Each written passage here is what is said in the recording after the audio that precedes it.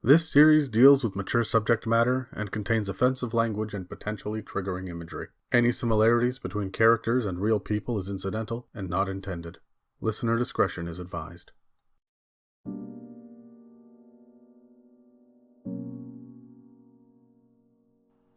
Hello and welcome to another episode in our tale of mystery, insanity, and terror. I am Adam, the keeper of arcane secrets, and this second series will continue to use the Call of Cthulhu 7th edition rule set to explore the cults, monsters, and cosmic horror that are set in direct opposition to our intrepid investigators. These 11 episodes are presented as an anthology, where I sit down one-on-one with the players to see if they can begin to piece together clues about the forces of evil while burning through their luck, wrestling with their sanity, and trying desperately to fight for their lives. The players are all struggling against extreme violence, encroaching madness, and sinister kidnappings, and if a character does not succeed, the player will not be invited back for the next series. While it is beneficial to listen to Series 1, titled The Deep Dark of Radiance, each of these 11 episodes are designed to stand alone, or as a piece of a greater puzzle.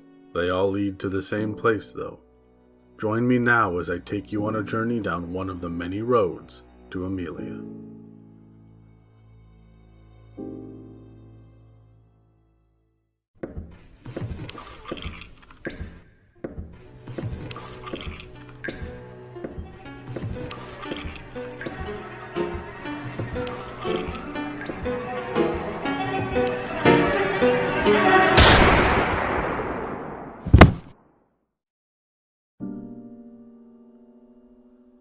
It is Sunday, October 13th, 1918, and the Great War is on the brink of ending in Europe.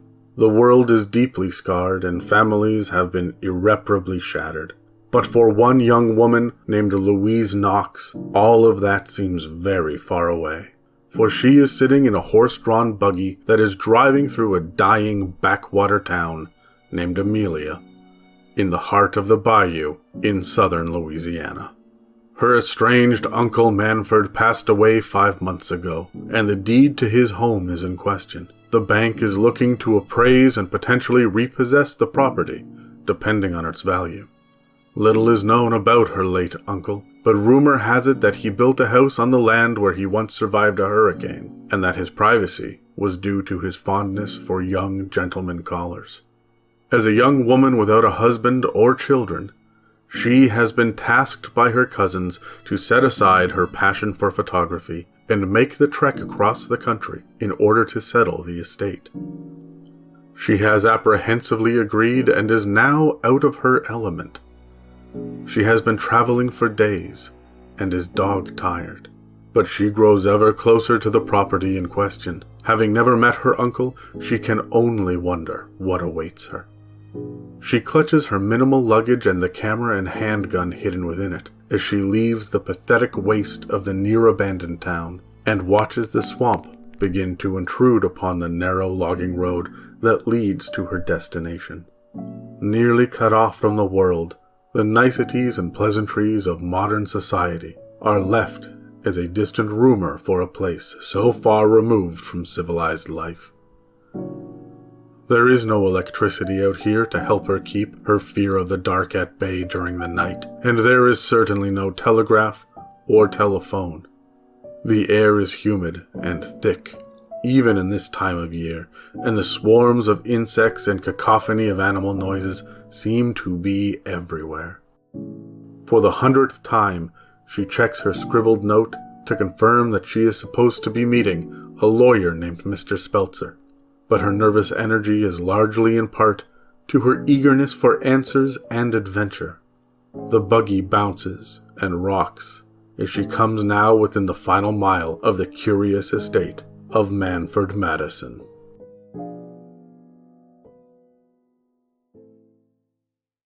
It's been a long trek from the train station. The porter that you have managed to snag is an older gentleman who does not seem to have a friendly disposition about him.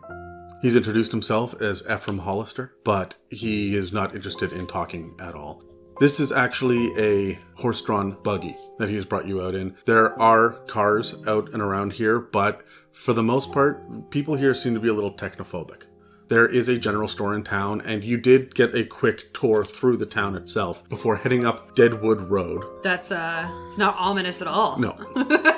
But it is named Deadwood because of all the logging that happens up here, of course. Makes and sense. There are some trucks that move up and down. There's also a small creek that they've affectionately called Deadwood Creek. You know that you are easily 10 miles out.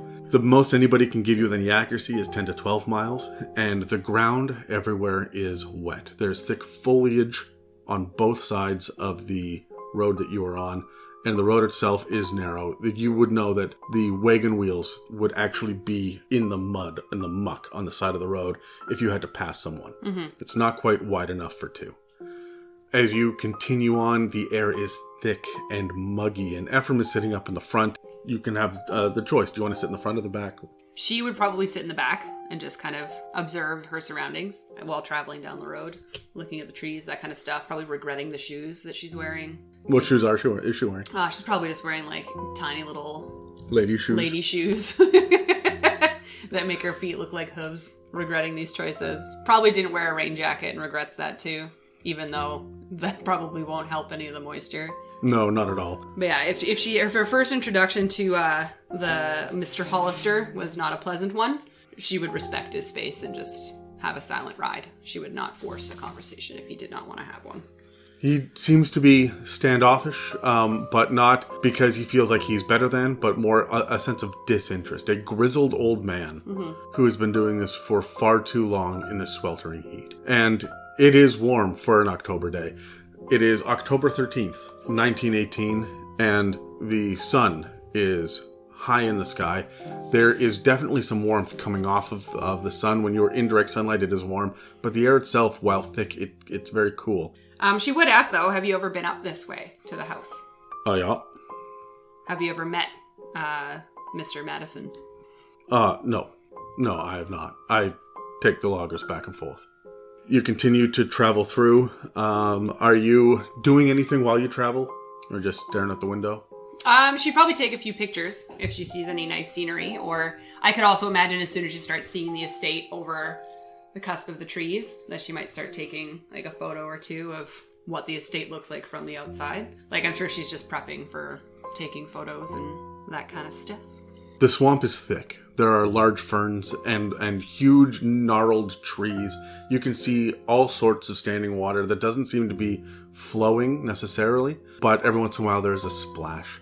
And by the time that you look, whatever made the splash is gone. Those ripples seem larger than they should be sometimes. There are a number of birds in this area, and you can hear a lot of squawking and hooting. And there's a lot of wildlife noises in this ride for you. But you can see up ahead that there is just the faintest sign of a structured rooftop through the trees. But the thing that you'll notice before anything else is a white picket fence that is along the road. And there seems to be a gate, and it looks like it has been relatively well taken care of as well. This fence gives you an idea that there's been some real care given to it out here in the middle of the wilderness. It is a basic white picket fence with a very clear gate. There is a mailbox beside it, and the mailbox is a very standard looking mailbox on a white post. The mailbox itself is red, and the little flag is down. Is down. So there's nothing in the mailbox. So there's nothing in the mailbox. Okay. I was like, I want to check what's in the mailbox. All right. I'll just ask, like, are you going to take me all the way up to the front, or are you dumping me here? I might as well take you. I've got the entire route I need to go. There's nowhere to turn around. All right. Well, I appreciate it. Another moment later, you guys get to the front of the gate. As Ephraim pulls up, the house becomes clear. There are a number of bushes all around the front yard. The lawn seems to be really well manicured. The bushes seem to be well trimmed. However, looks like it's starting to get away from whoever it was that was keeping it up. You know that your uncle died about 5 months ago. Mm-hmm. And it looks like he took real pride in this area. The house itself has a dull grayish color and has a black tar roof with a number of different shingles on it, but a few of the shingles have gone missing with the storms that have blown through in the past few months, so no one to take care of it. Mm-hmm. There are a number of windows, including one gigantic stained glass window that's right there in the middle of the front door. The front door is huge, and it's actually double doors that opens up, and there's a huge stained glass mural in it of the crucifixion of Jesus Christ. Oh, good. Is it exceptionally the gory version of, or more of the clean kept? The clean kept. Okay. Yeah. You know that this would be worth more than anything that you've ever owned in your life, this one window. Yeah. The house itself does not seem remarkably large, but it does give an air of care, and there was a certain amount of money that's definitely been spent upon it. Yeah. And it sticks out almost like it is something out of a dream. It sticks out from the swamp, whereas the swamp itself is encroaching upon the land, and you can't even go down the road without needing to swerve out of the way of some branches and some large leaves and whatnot. There are gigantic swarms of gnats that you've been riding through this hallway. However, this seems to have pushed back the jungle and the swamp around. There are rays of sunlight that are hitting the area, and it looks like a small little bastion of civilization in the middle of this crazy wilderness. Mm-hmm. You can see that there's a path that goes around to the right of the house. And there are a number of stairs that go up to the front door in this front porch area. And standing on that porch is a man in a suit with like a tweed jacket. He's got a briefcase that's resting against the house. And he is currently mopping his brow with a handkerchief. I would assume that's probably just Mr. Spelter. As I get off the cart, I'll probably turn on to Mr. Hollister and ask, so how often do you travel this route? As often as I'm hired to. When do you want me to come back? I'm wondering if it would be too much trouble just to come back in the morning just to check. I'm not sure how long I'm going to need here. Yeah, that's fair. Same time today as tomorrow? Same prices too. I can do that, yeah. Just be aware. Steer clear of any water. All the water has eyes. Crocodiles? And snakes. Oh dear. And watch out for the wolves. All right then. This seems like a better and better idea as this goes. You hear a "yeah," and off he goes. I'll probably just turn and start making my way up the path towards who I assume is Mr. Spelter that I'm supposed to meet here. Is it muddy and gross? The road itself is muddy and damp. However, it is white gravel that leads from the gate all the way up to the front of the house. Okay. And the path itself is white gravel as well. So you can hear the crunch, crunch, crunch of your footsteps as you go. As I get up to the front door, he's just standing on the porch, like by the door? He is in the shade, and he's watching you come as well. All right, I'll just call out Mr. Spelter, I assume. Actually, no. I'm sorry. Come forward. Come in. Come on. Out of this heat. I didn't want to enter without you being here, but come. Shuffle as fast as I can. With the end of the war and whatnot going on right now, travel from New York City, as you know, is a little bit more difficult. So the firm Foster & Long has sent me on behalf of the bank. They've contacted me as an independent barrister to come and help. My name is Ruben. Ruben? Yes, you can call me Ruben. I only exist on an informal basis, but these are yours, and he hold out a keychain. It's got 3 different keys on it. Okay. I was like, I assume these are for the estate? Yes. Do you know what they go to? The large one, I believe, is for the front door here. The silver one is for the greenhouse, and I believe that little one there is for the root cellar. Root cellar? Do you know what he kept in the cellar? I haven't the foggiest. Oh. So are you from around here then, yourself? Absolutely not. I'm not even from this cursed state. Oh, where did you come from? Kansas, if you can believe it. But I am heading through. I was not able to join the war, unfortunately, because of... And he holds up his hand, and he's missing 2 fingers. Oh. So, as you can see, not fit for duty. However, they've given me this entire section from Canvas all the way down to the south as my purview, is my region to look after. And it's been blessedly quiet until your uncle, Manford, just decided one day to up and die. And now here we are, taking care of this. Well, are you here to assist me in a potential tour of the home, or are you just here to... I've never been inside. If you want me to come with, I'd be happy to. I am a representative of the bank, so you should be aware that anything that I see, I will have to report back on. Okay. I legally have to tell you that and give you from a moral standpoint, I should be upfront with you and say that my interests are to catalog as much as I can and give the bank an idea of exactly what we're looking at, this unique and eclectic property here. Well, I am planning on taking some photos. As you can see, I have all of my equipment with me here. Before we go inside, do you mind if I take some photos of the external for just a quick second? Oh, absolutely. Take your time. How long are you thinking and planning on spending here? Or were you planning on heading back out pretty soon? I have a man with a car coming from the logging camp. He's coming back at about dusk tonight. I'll be heading into town. I'll be staying in town.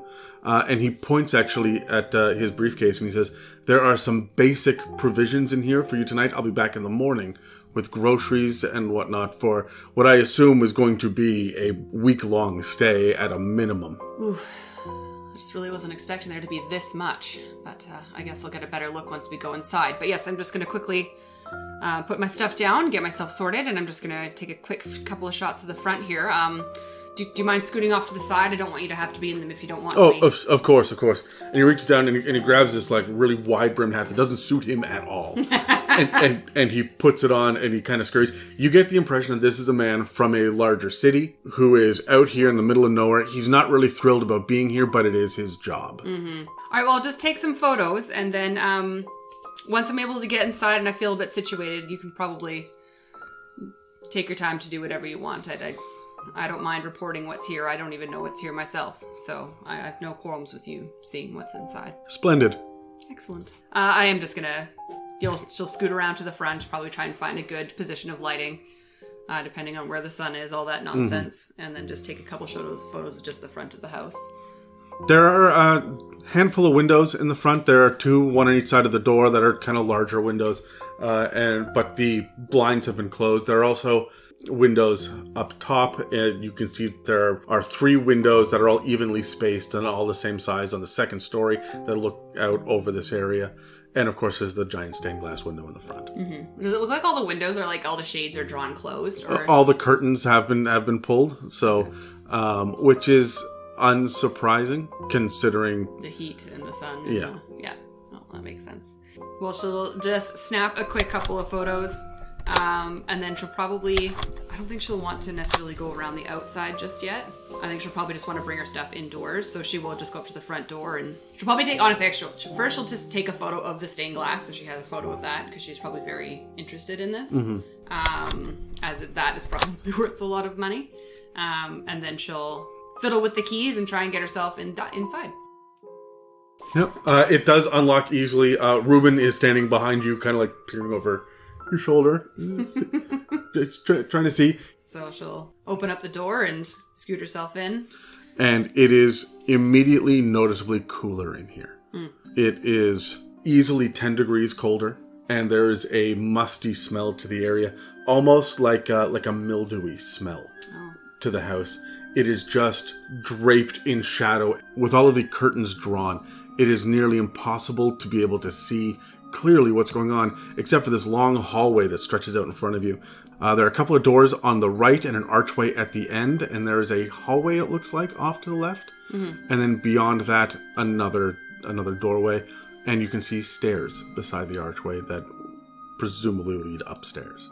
So, walking in, does it look like there's, like, carpets and stuff that would take the mud and stuff off their feet? Or yeah, there's definitely a rug. The impression that you get in this area, while it is dark, is there's a coat rack in the corner, and there are a couple of coats that are already hanging on it. There's a mirror with a small, shallow table underneath of it that you use for keys and your basic foyer, your wallet and whatnot, right? Yeah. So there's also a large painting opposite this on the other wall, and that is a painting of a ship at sea, and the seas appear to be a little bit rougher. As you look on through the area, you can't really see any details beside the impression of a banister and stairs, and then beyond that, through the archway, you can see kind of some rays of light that are coming in and hitting what look like linoleum. All right, well, we'll just make sure we don't track too much mud inside if we can. I don't want to ruin any nice carpets, just in case. She'll probably put down most of her bags except for her, like, whatever camera equipment she feels she'll need as she's wandering around. And honestly, she'll probably just walk straight down the hallway and just kind of like look to her left and right just to see what doors are open and what doors are closed. Not necessarily planning to explore any of them, just kind of taking in the layout of the land, I guess. And just walk towards what looks like the banister or staircase near the end. If the doors are open, she'll peer in to see if she can see what's in the room, like generally get a sense of what type of room that it is. The first door on the right is just open a crack, and you will get the impression that there are some books and there's a desk in there, and it seems to be a small library of sorts. To the left, you see the hallway, and the hallway opens up into two different archways, which do not have doors on them. They're just archways. So the one on the left that's close to the front of the house from where you're positioned is a small sitting room. Looks like a place where you would entertain a single person. It looks like it's a very large fireplace there with a couple of large, comfortable chairs as well. But the other one is a kind of larger seating area where you would entertain a number of guests. And you could have, I think there are about 3 couches that you get the impression of. There's a small coffee table in the middle. Again, another fireplace, but this one's a little bit smaller. A large painting on the wall and a very large globe, one of those standing globes that takes up like 3 feet round. Takes up a significant corner of the room. And then you pass by the door on the right.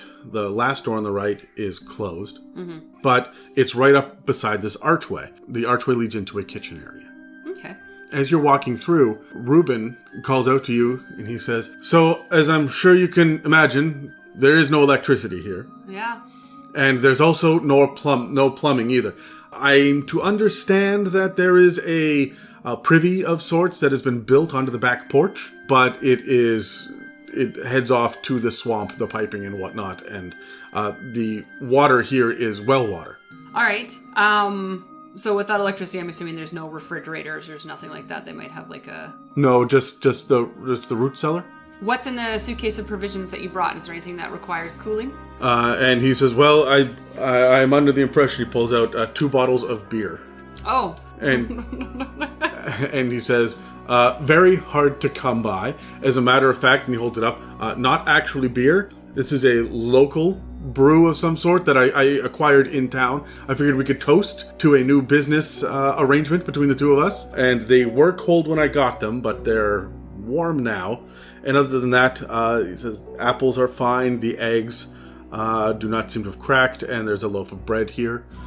He's got a can of beans as well." He said, "I did not know what you would want overnight. I just grabbed everything I could off of the shelf in the general store." So, well, I appreciate it. Maybe what we'll do is we'll see if we can find that root cellar and get these things cooled, and then maybe later tonight we can toast. How about that? Excellent. So she'll probably walk towards the kitchen to see if there is a staircase or something that can take us down to where there would be a root cellar, where she would think it would be. Yeah, when you walk in, you see that there is a sink area. There's a lot of counter space, a lot of cupboards as well. Yeah. There are a couple of large basins that you would use for cleaning and whatnot that take up the majority of one side. But you can see these walls back here are all windows. And you can see into the back where there is a fountain that does appear to be running.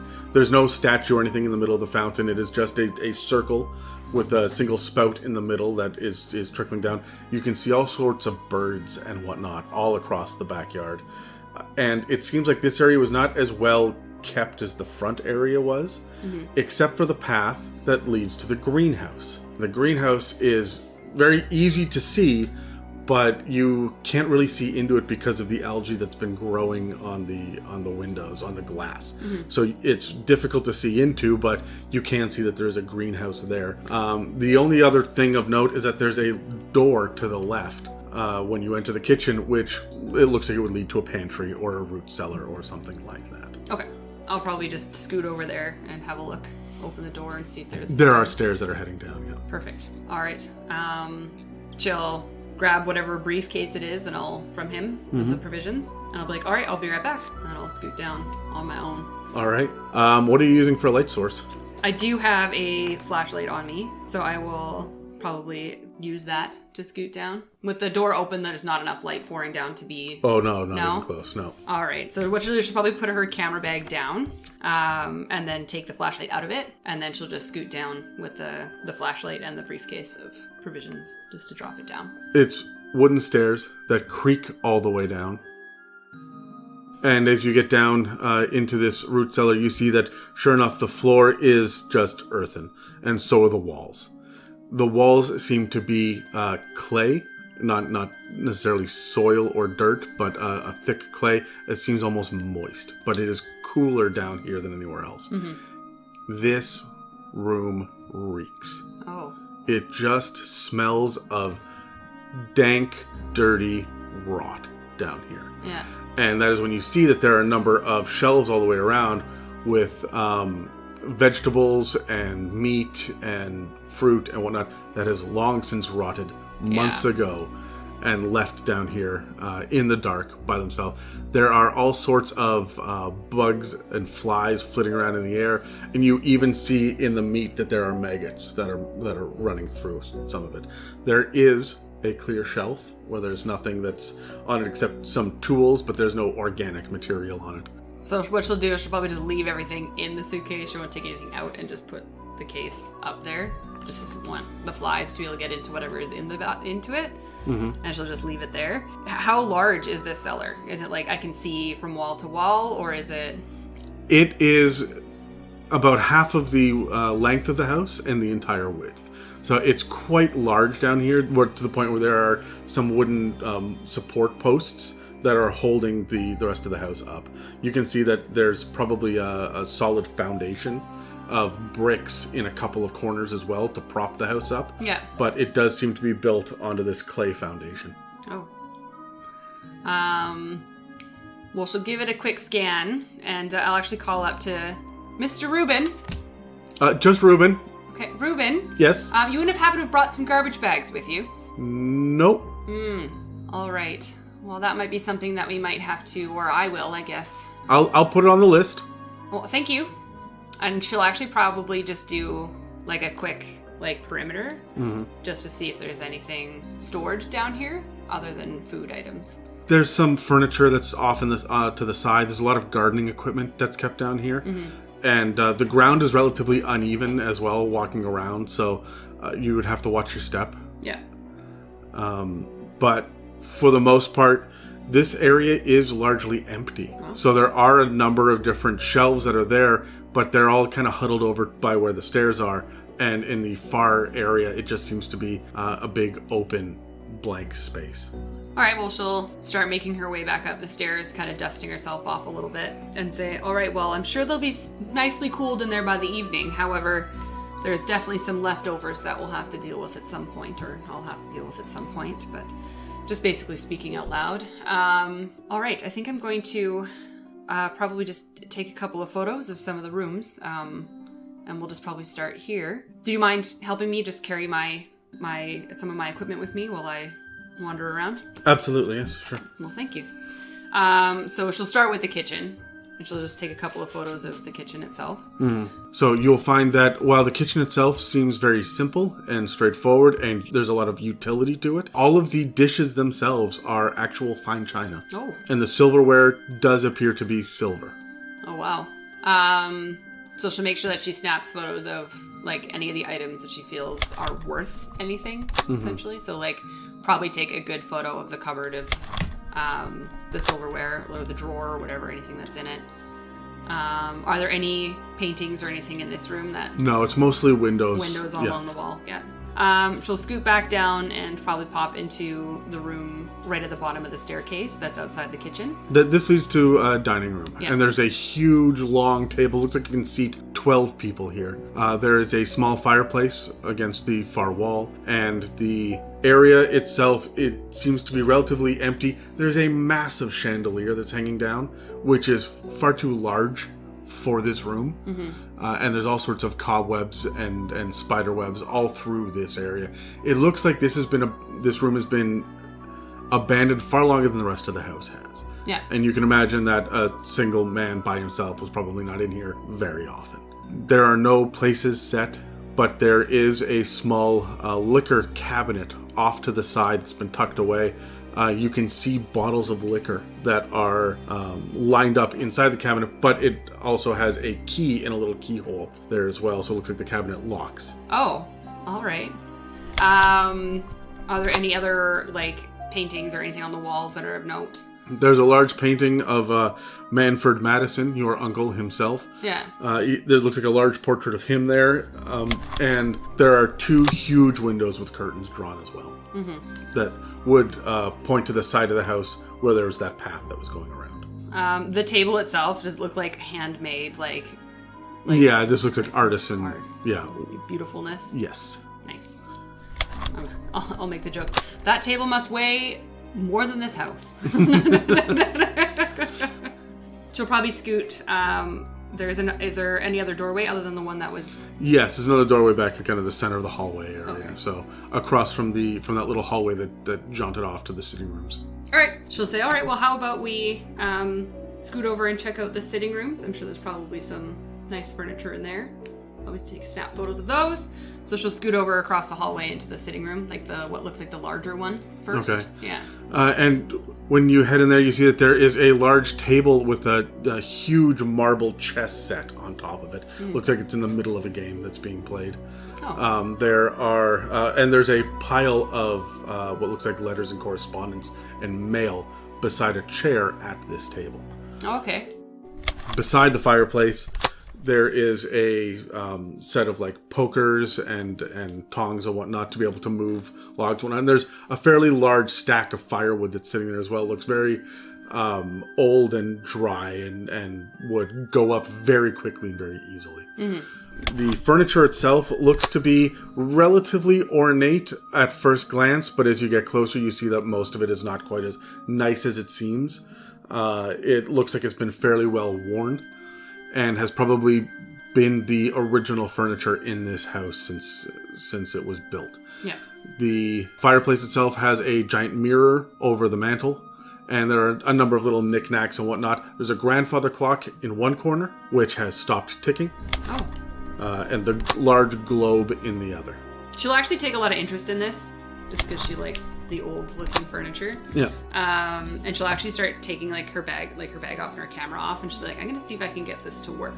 And she's actually going to try and see if it works. So she'll probably physically try and crank it, shall we say. And sure enough, as she cranks it, you see that it does start to tick and move. It had stopped at 2:30 exactly, yeah. And it just picks up where it left off. Oh, well, good to see that it still works. Reuben is looking around. He's looking at the globe and he's spinning it. You can hear a creak, creak, creak, creak, creak as he spins the globe looking at it. He pipes up and says, "What do you want to say that all of these borders have shifted over in Europe? I'm sure this globe is worth nothing now." Or one day it could be worth a lot. You never know. She'll probably, since she's already got all her heavy equipment off, she'll probably scoot over to the desk that you were saying has papers and stuff on it. Yeah, it's this table. It's a chess table. The table itself has a chess set that's made of marble built right into the top of it, and there are 2 chairs that match the wooden structure of the table, one on either side. And there's these fairly large. They're almost 6 inches tall. Each one of these chess pieces, yeah, made of marble. They look like they would weigh a lot. Yeah. And there's just a pile of papers, and you can see envelopes, which is why you would think that it's mail. Yeah. Sitting beside one of these chairs on the floor. Okay. She'll probably sit down on one of the chairs, in front of the chess set, and then just do a quick sift through whatever papers are there to see if there's anything of interest, something recent, maybe mail that was new to the house. Just see... Yeah, anything legality purposes, shall we say. If there's any... She's looking for a deed, so... Not that I'd be lying here, but I'd probably look at the addresses. If there's mail, I'll probably look at the letterhead to see if there's anything of interesting. So I'll be attempting to read some of the stuff that's there. Okay. Yeah. So... All right. What's your library use score? My library's is 40. I rolled a 63. So as you are... going through it, here's what you do notice right off the bat. You see that there are some return addresses there. It's difficult to make out. You'd have to sit down and spend some real time. Yeah. Because the mugginess has made the ink run on this. It's difficult, but you get to the first 3 or 4 pages before you've just given up, because it seems to be M, Knight's Rook, to I3. Oh. And then hyphen G. Oh. So it's like he's writing down his chess moves almost. This, you would know, is common practice at the time for correspondence. There would be a person on each end of this letter that goes back and forth. Oh. And they each have a chess set, and they're playing the chess game. A long-distance game of chess. Oh, that's cute. I like that a lot. Oh. She'll probably just take whatever stack of papers there are, stack them neatly as she can, and just, leave them where they were. And then she'll scoot into what looks like across the hall, into the next smaller sitting room. This room has a bookshelf that is up against the wall. There is a single window that faces the front. This is one of the windows that you could see as you walked in through the gate. And there's a larger fireplace in here with a larger stack of wood. There are all sorts of books and papers littered around the area here, to the point where you would say that this room is messy. There's just a lot going on in this room as far as books and what looks like handwritten notes and diaries, letters, magazines, a lot of newspaper articles and whatnot, and it seems to be collected from all over the world at first glance. You see things in languages that you've never seen before. Mm-hmm. There are 2 large chairs with a small table between them that are both facing the fireplace. What looks like one of them has been turned slightly, and Reuben walks up and he points to the one that's been turned. He says, reports are that he went quite mad in his later days with a fever. Oh. And they found him slumped in one of his chairs, and I assume that this is the one. Oh, so this would have been the room that they found him? I would assume so, yes. Interesting. Does it look like there's any papers and stuff like that on the table that the chair's beside, or anything around the chair? There is a small oil lantern.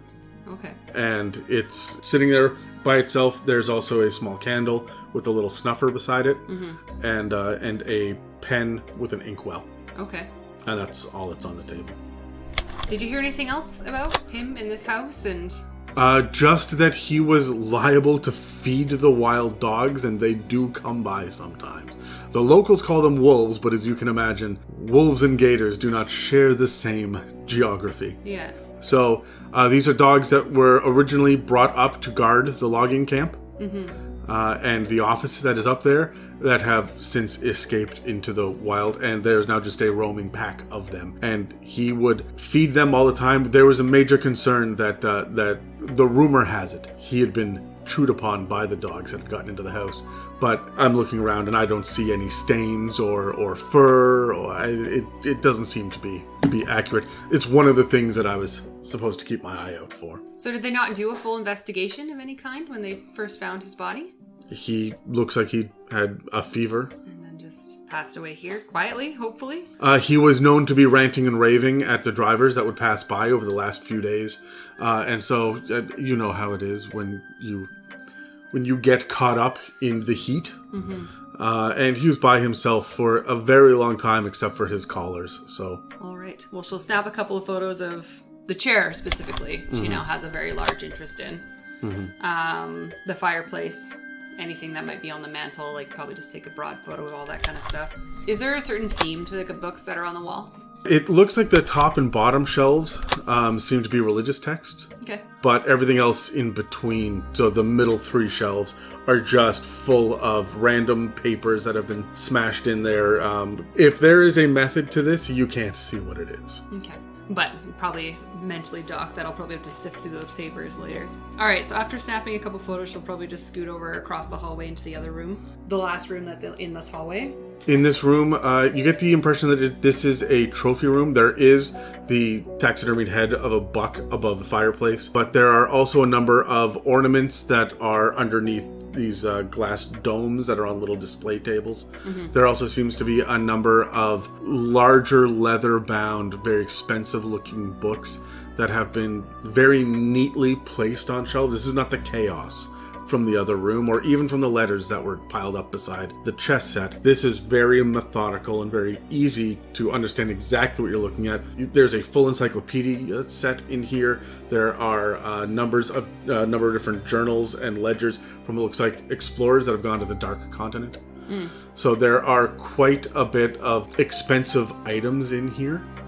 There's a very large desk in one corner, and again a small sitting area kind of tucked up against the wall in a corner. It's another large chair, but there seems to be a large wall sconce beside the chair where you'd be able to put a number of candles in it to be able to read easily. And I'll actually say, like, as she's wandering around this house, she will probably note where any object she could light to form light would be. Just because she's thinking, oh crap, when it gets dark, how am I going to survive in the darkness? Yeah. And so I know that she saw the one oil lamp in one room. There's a sconce here. There's a candle in a couple of other rooms. Did she notice anything like a flint or anything that would be able to light any of this kind of stuff? No. She'll probably actually turn around to Ruben at this point and be like, do you by any chance have a lighter of some kind? He says, no, but I assume that there are matches over by the stove in the kitchen. 1 minute, I'll be right back. Okay. And he wanders away. You have a moment of privacy in this room. That's when she'll take a moment to scour through the desk that has some of the papers in it, just to see if she can spot anything of interest. Yes, give me a spot hidden. Okay. My spot hidden is 65. I rolled a 34, so it's a success. With the success, you do find, as you're rifling through there, that he has a number of legal documents in here. And this would be a really good place to start this desk in this room to find anything like a deed or a will or anything else that might be very useful. Yeah. However, you can hear Ruben's footsteps that are coming back down the hallway. Okay. She'll probably avert her attention as if she's taking a photo of a different area, like she's been ignoring the papers. Sure. Did you happen to find matches? And he holds up a large cardboard box. And he says, absolutely. And he shakes it, and you can hear there's a number of long handled wooden matches inside of it. Probably for like the fireplace and stuff. All right. I'll actually ask Ruben, can you just quickly go put these by the fireplace just so I know where they are for later tonight? Which one? Do the one in the largest fireplace, the one that's in the small sitting room? Sure, maybe? Yeah. So just across the hall would be great, thank you. Okay. So do another quick glance of anything else that might be of interest in this room. Because being in the swamp, hunting is probably not happening here. No. There would definitely be hunters here, but you're not going to get bucks like this. This is obviously shipped in from more somewhere decorative. else. He was not a hunter of any kind. Oh, almost certainly not. No, Yeah. he was a businessman. Not a That rough became and a bit rough of a guy. recluse. Do I get a sense of what he's trying to almost display in this room? Because if he's not a hunter and that's not what he's trying to be trophy-wise about, is there anything more collectible in this room? Everything in here has a personal significance to him. There's a pocket watch that's on display under one of these little glass domes. There is a large chunk of quartz. And there doesn't seem to be anything particularly unique about it, but that is also sitting underneath one of these pieces of glass. There is a large tooth that looks like it's from some sort of massive animal. You think maybe a crocodile, but you wouldn't be able to tell the difference between a crocodile or a lion or a shark tooth even. Yeah. Right. So it's all sitting there on display. There's a portrait of a woman that you don't recognize. Yeah. She does not look particularly young or beautiful. She looked kind of older and homely looking. It's almost impossible to tell who this woman is. There's no inscription upon it. And there are a lot of personal items all through here.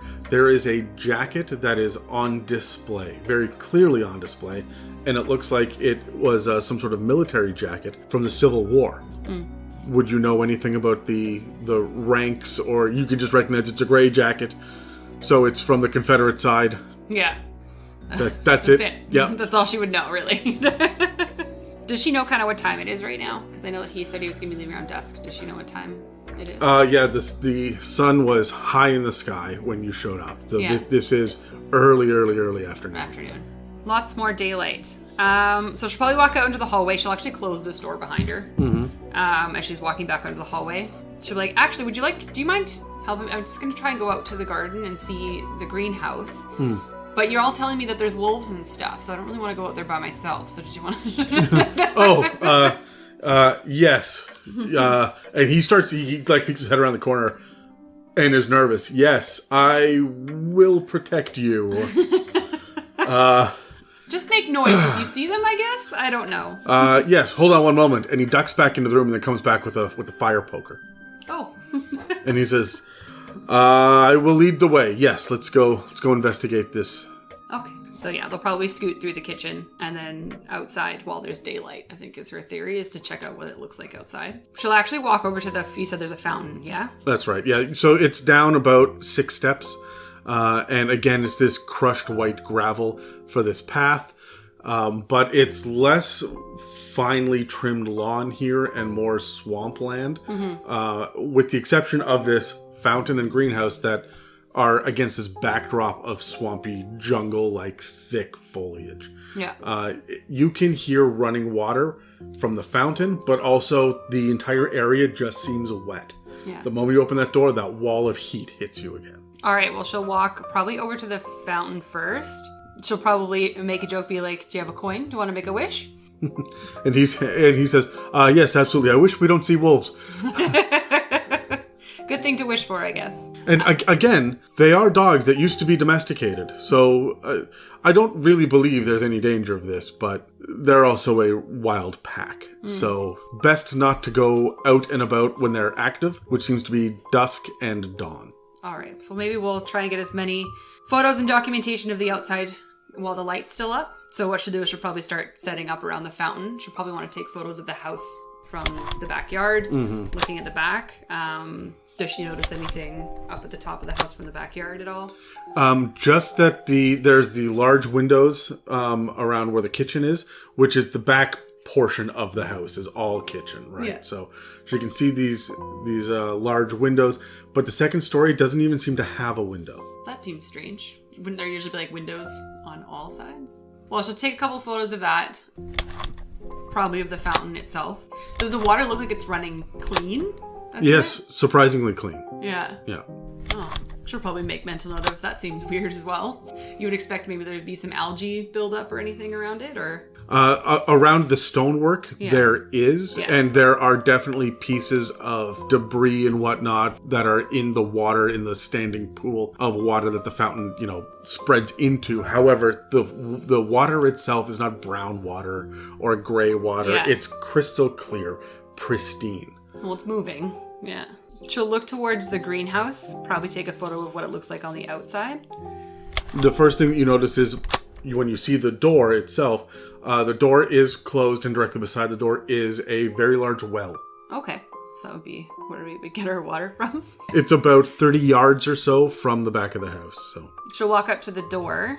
Is it locked or is it open? It is. Okay. It's locked. She'll take out the little key ring and try what looks like what key would work. He said it was the silver key. Silver key? Yeah. Okay, and sure enough, it's a little sticky. It grinds a little bit, but it does open up. And inside smells earthy and like fertilizer in here. This does smell like the most rich and vibrant garden that you've ever smelled before. But as you open it up, you see it's just plots of barren soil.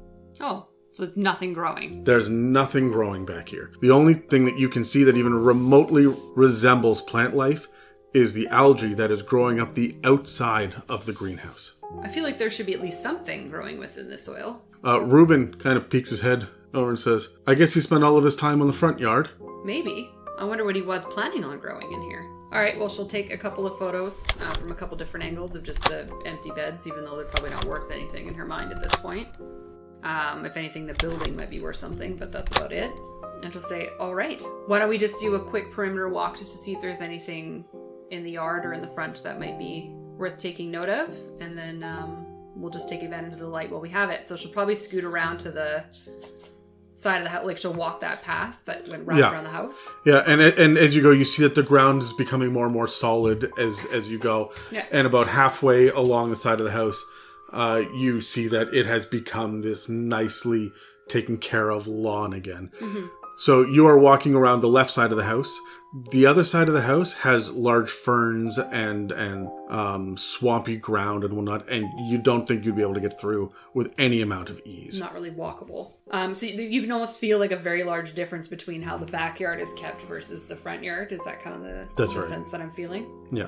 You're right. Maybe he does care more about the appearances that people are going to see and not necessarily what's in the back.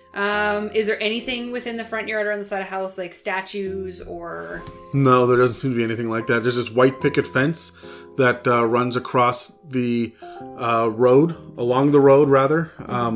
And it attaches to the right side of the house, and then around the left side where you've gone is it continues along, kind of holding this swamp back until it gets near the greenhouse. It looks like it goes right into the wilderness and disappears.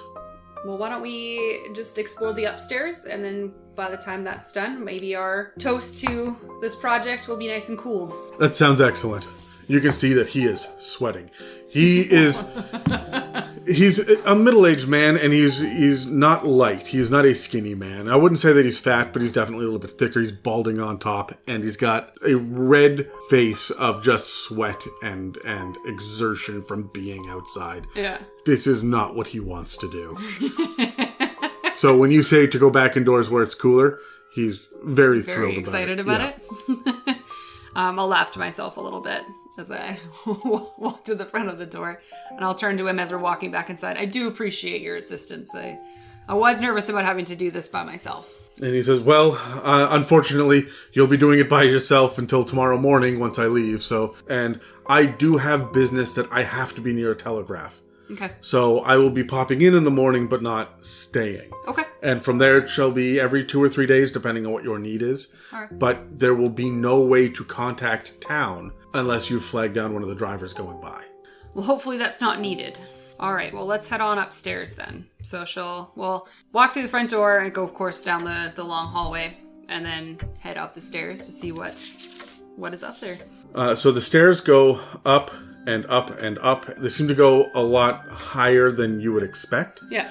Almost as if there's 2 or 3 feet between the ceiling of the first floor and the floor of the second floor. Yeah. There's this huge gap between floors that just seems to be sealed like dead space. And Ruben actually points this out. And he says, it's odd how much space there is between the floors. Huh. Have you ever been given blueprints of what the house was when it was built? No, that's one of my jobs is to head down to City Hall to get to the blueprints. Okay. Honestly, we may have a surveyor come out here and redraw the blueprints. Well, we'll see if we can find anything within the house then. But if you do find something at City Hall, if you could bring it back with you tomorrow, I'd be interested in seeing. So, up the stairs, is it just a bunch of bedrooms? Is it... So, at the top of the stairs, you see that there is a door immediately to your right and a door immediately to your left. Yep. And the hallway kind of curls around and runs parallel to the stairwell to 2 more doorways further down the hallway. All of the doors up here are closed. Leaning up against the door jamb to the door on the right is a shotgun. Oh, I wonder if that's how we kept the dogs away sometimes. You probably wouldn't touch it. I think I'll just leave it there. Have you ever used a shotgun yourself, Ruben? No, I have not. No? It's difficult for me to hold, and he holds up his hand with 3 fingers. Oh, my apologies. It's alright, I don't think I'm much of a good shot myself either, so... she'll probably just creak the door open to her right, the one that's directly there. It swings open, it reveals a large room. And in this room, there are a number of huge crates. Okay. They're all wooden, and they're all sealed, and every single one of them has the address to the post office in Amelia. The only other thing of note up here is the fact that there is the walls in this huge room. It looks like it would have been a master bedroom. One point you can see that there was a closet, but the closet doors were never installed, or at least there's no sign of them now, and there are a couple of large crates in where there's this large closet. The only other thing of note is that the wallpaper is horribly stained on one side of the room, and there is a small stool sitting directly in front of this stain, and the stain looks like it's just a brown water stain on this white floral wallpaper that's here. Does it kind of look like it was seeping through behind it, or like it was splattered on it? It looks like it was seeping through from behind it. I wonder if there's something might have happened in the other room. Reuben is going to look at the crates and he's going to kind of like try to pry at the lid and says, I don't think he ever opened these. Doesn't look like it. Shall we have a look inside one? Unless you have a pry bar. I don't know how we will. I'll actually say, did you want to go grab the fire poker? Maybe that'll be good enough. Yes, okay, absolutely. Yeah. While he's gone, she'll probably take a picture of the stain that's here. Mm-hmm. And then maybe go over to one of the crates and investigate a little bit further to see if there's an address of where it may have come from other than just the post office. Sure, give me a spot hidden. Yeah. Oh, well, it's a crate. I rolled a 92. If there is an address, it must be on one of the sides of the crate that's pushed up against a wall or another side of the crate. You're not able to move them. Okay. I try to move one and they're too heavy. If you like to roll a strength to see if you can move one. Let's try and scooch one. Is it just straight strength? Yeah. Okay. Oh, I rolled... Is that... That's 100. Yeah. So as you sit there and grab the crate and try to pull on it, you end up getting a nasty little sliver in your hand. This will not be enough to do hit point damage. Yeah. Okay, but it is enough that it will feel really tender. Yeah. For the next little bit, and will discourage you from trying to move one of these crates by yourself again. Damn it. All right, she'll just do a quick scan of the room, see if there's anything else of note. Sorry, you said there was a stool that was... That's right. Is it just like a regular bar stool? Is it like a short stool? It's a short stool. It's only about 15 inches tall. Is there anything underneath it, or? No, there doesn't seem to be anything else in here. And is there any windows? No. This room is at the back of the house. Yeah, so I noticed there's no windows on that side. Yeah. That's true. Is there any way to have a light source in this room on the walls, or? No. No. And it would occur to you that this might not even be a bedroom so much as a storage like an attic area. Storage type thing. Yeah. Should I just start thinking to myself, I wonder how he got all these crates up here, right? Like, yeah, he was not a young man. My young spry self can't even just shuffle one. She'll probably just wait for Reuben to come back with the... Yeah, he's going to walk in, and he's immediately going to see that your hand is bleeding. He's going to rush over. Yeah. No, what happened? I just tried to move one of the crates, and I rolled like shit. And... Silly girl. and he's going to pull out his handkerchief, and he's going to give it a second thought and tuck it back. This is one he's been wiping his face with. Yeah. It smudges on it. It's like, he reaches into his pocket, he pulls out another one, and he hands you a clean one. Oh, well, thank you. You wouldn't happen to have any tweezers or anything on you? No, but I'll add them to the list. Okay. So she'll fix what she can, like, I'm sure she can't get all of the sliver out, but then wrap her hand with the handkerchief for now. He comes in with the poker and he says, okay, which one would you like to try to open? Well, let's open the one that hurt me, and she'll point to the one that she tried to move. Okay, shall I just give it a go then? Yeah, see what you can do.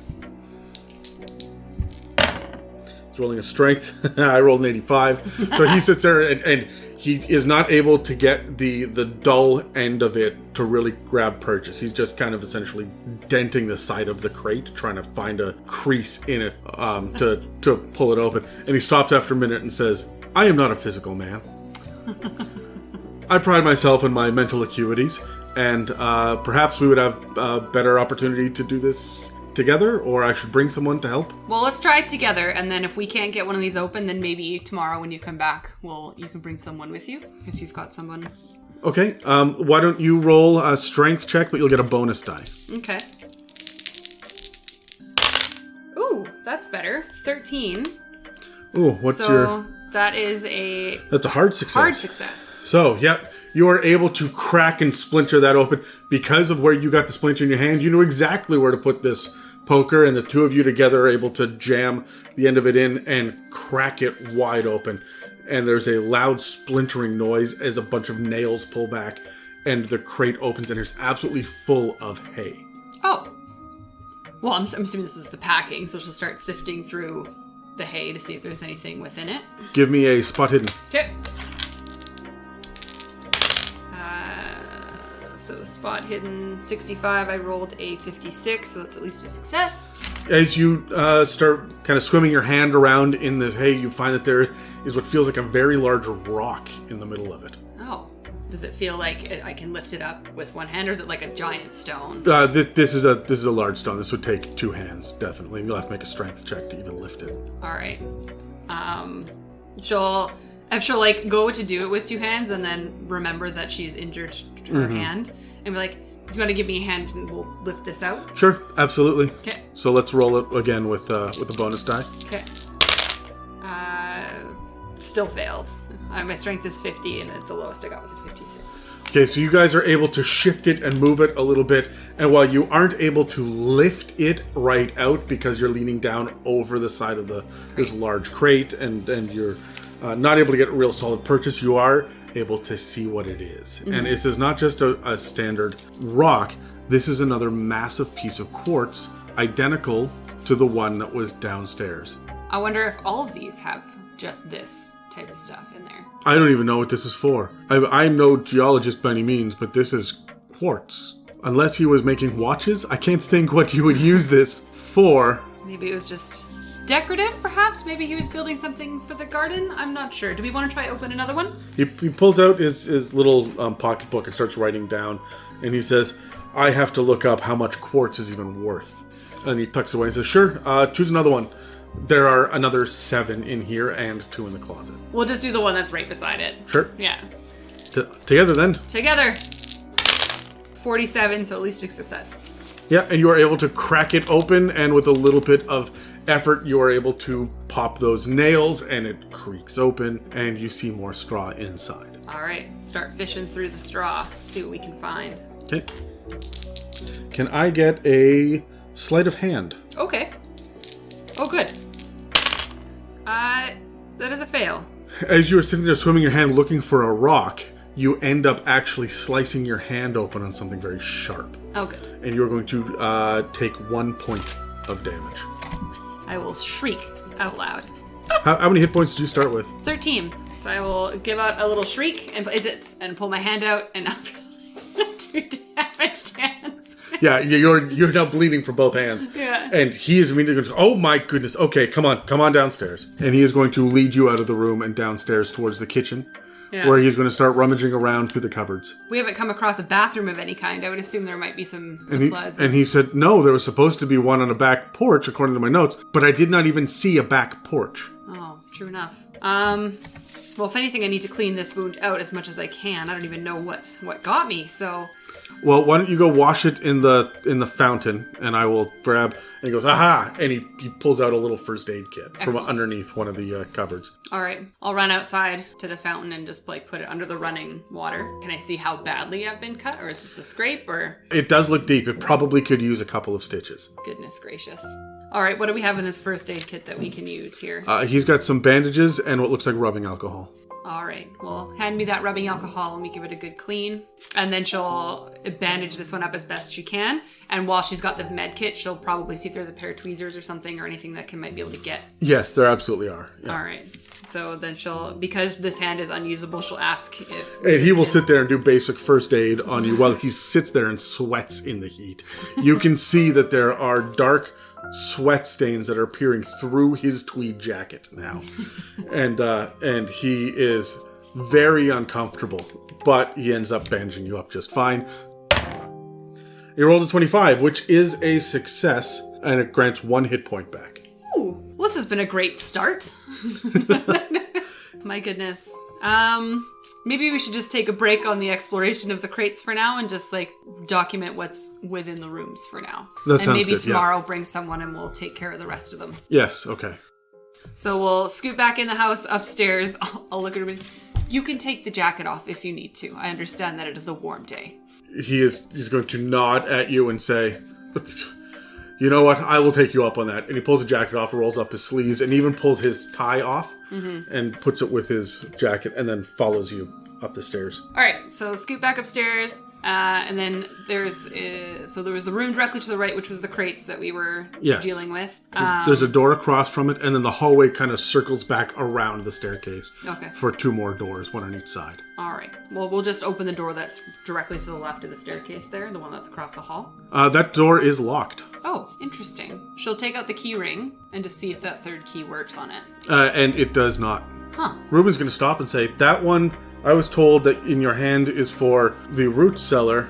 I did not know anything else about locked rooms or for the keys. Well, let's see if we can find keys elsewhere in the house before I decide to break anything in the house. And I'll scoot down the hallway and take a look to the door on the right. And as it opens up, it reveals a huge 4-poster bed. Okay. There's a wardrobe to the side. There are a couple of large windows, and the one by the bed is the one that goes out to the front yard. But this room is smaller than you thought it would be. It's narrower. So you'd seen that there were 3 identical windows up top, and the other 2 must be for the other room. Okay. There's a wardrobe in here. There's a small coat rack, and there are 2 chests of drawers as well. So this is obviously his bedroom. And in the corner, you see that there is a small basin that is dry, and there's a towel that is like laid over the edge of it, and it looks like it's crusted on. So it was wet at one point and is just dried here. Mm-hmm. There's a bar of soap, and you see a razor, and you also see a bedpan. Well, it looks like a bedpan was used, and that there might not be any kind of bathroom option in the back. And Reuben pulls out his book and just starts scribbling. She'll just take a quick photo of like the bed and like any of the furniture that looks like it's worth anything. No like desk or study or anything in here. That's right. Do the sheets look like clean-ish, or just like is the bed made, or does it look disheveled? No, the bed is disheveled, but it looks relatively clean. It has been used, but not in a while. Everything in here is kind of dusty smelling, and the door's been closed and the air has gone stale. Yeah. She'll probably turn to him and be like, in case we don't find them, can you make a note to bring some clean sheets tomorrow? Yes. Thank you. Because from what I'm noticing, I think this might be the only bed in the house. He's standing outside of the room. He says, well, there's this door as well. We'll walk across and have a look in that room. And that door is also locked. I'll go back into the bedroom and start rummaging through some of the drawers, just to see if I can find maybe a set of keys or something that might be in here. Sure, give me a spot hidden. Okay. Spot hidden. So I rolled a 12, so that will be an extreme success. Then you actually do manage to find that underneath one of the drawers there is a bit of a false bottom. Oh. And in there are a little monocle, and it looks fairly large for a monocle, but the glass has been knocked out of it, so it's just the ring with a chain and 3 keys. Oh. Each one of them is separate. They're not on a ring or a chain of any kind. Oh, I wonder if any of these will work. And she'll take the keys and she'll scoot across the hall, just directly across the hall, probably where Ruben's still standing, and try the keys and see if she can get it to work. Yeah, absolutely. One of the keys does open it up. Okay. The door swings open, and inside is a dark room. Again, no windows, because this is also on the back of the house. Yeah. And Ruben points out, well, that's odd, as he looks and points out the furnace that's here. Okay. And he says, perhaps that's why there's the large area between the 2 levels. The furnace upstairs makes no sense to me. And so he sits there and he wanders right over to the furnace. He's like looking around it, and he's going to be focused on that. You also see that there's a pile of clothing just discarded off in the corner, and the rest of the room is empty. He says, I see coal here, but this looks like it's a wood-burning furnace here, and I don't see any splinters. There's not even a poker here. I don't understand. Why would you use coal here to burn it hotter when you could just put it in the basement? And he just starts going off about how weird how strange this is. Yeah. Well, does it look like it's built into the house, like it's attached? Yeah, but it looks like it's been a secondary addition, but it has been built in here. So this was definitely intentionally put there. Yeah, it's got a smokestack that goes up through the roof. But it also has large piping that heads down the back and into the floor as well. And then the pile of clothes that's here, does it look like it's like dirty laundering type clothes, or is it? It just seems to be discarded men's clothes. A lot of it is different sizes, and a lot of it seems to be very trendy clothing as well. Huh. I'll look at like the wall that would have been stained on the other side, from the other room, and there's nothing on that wall. Like the walls are empty. Yeah, that's right. There's nothing there.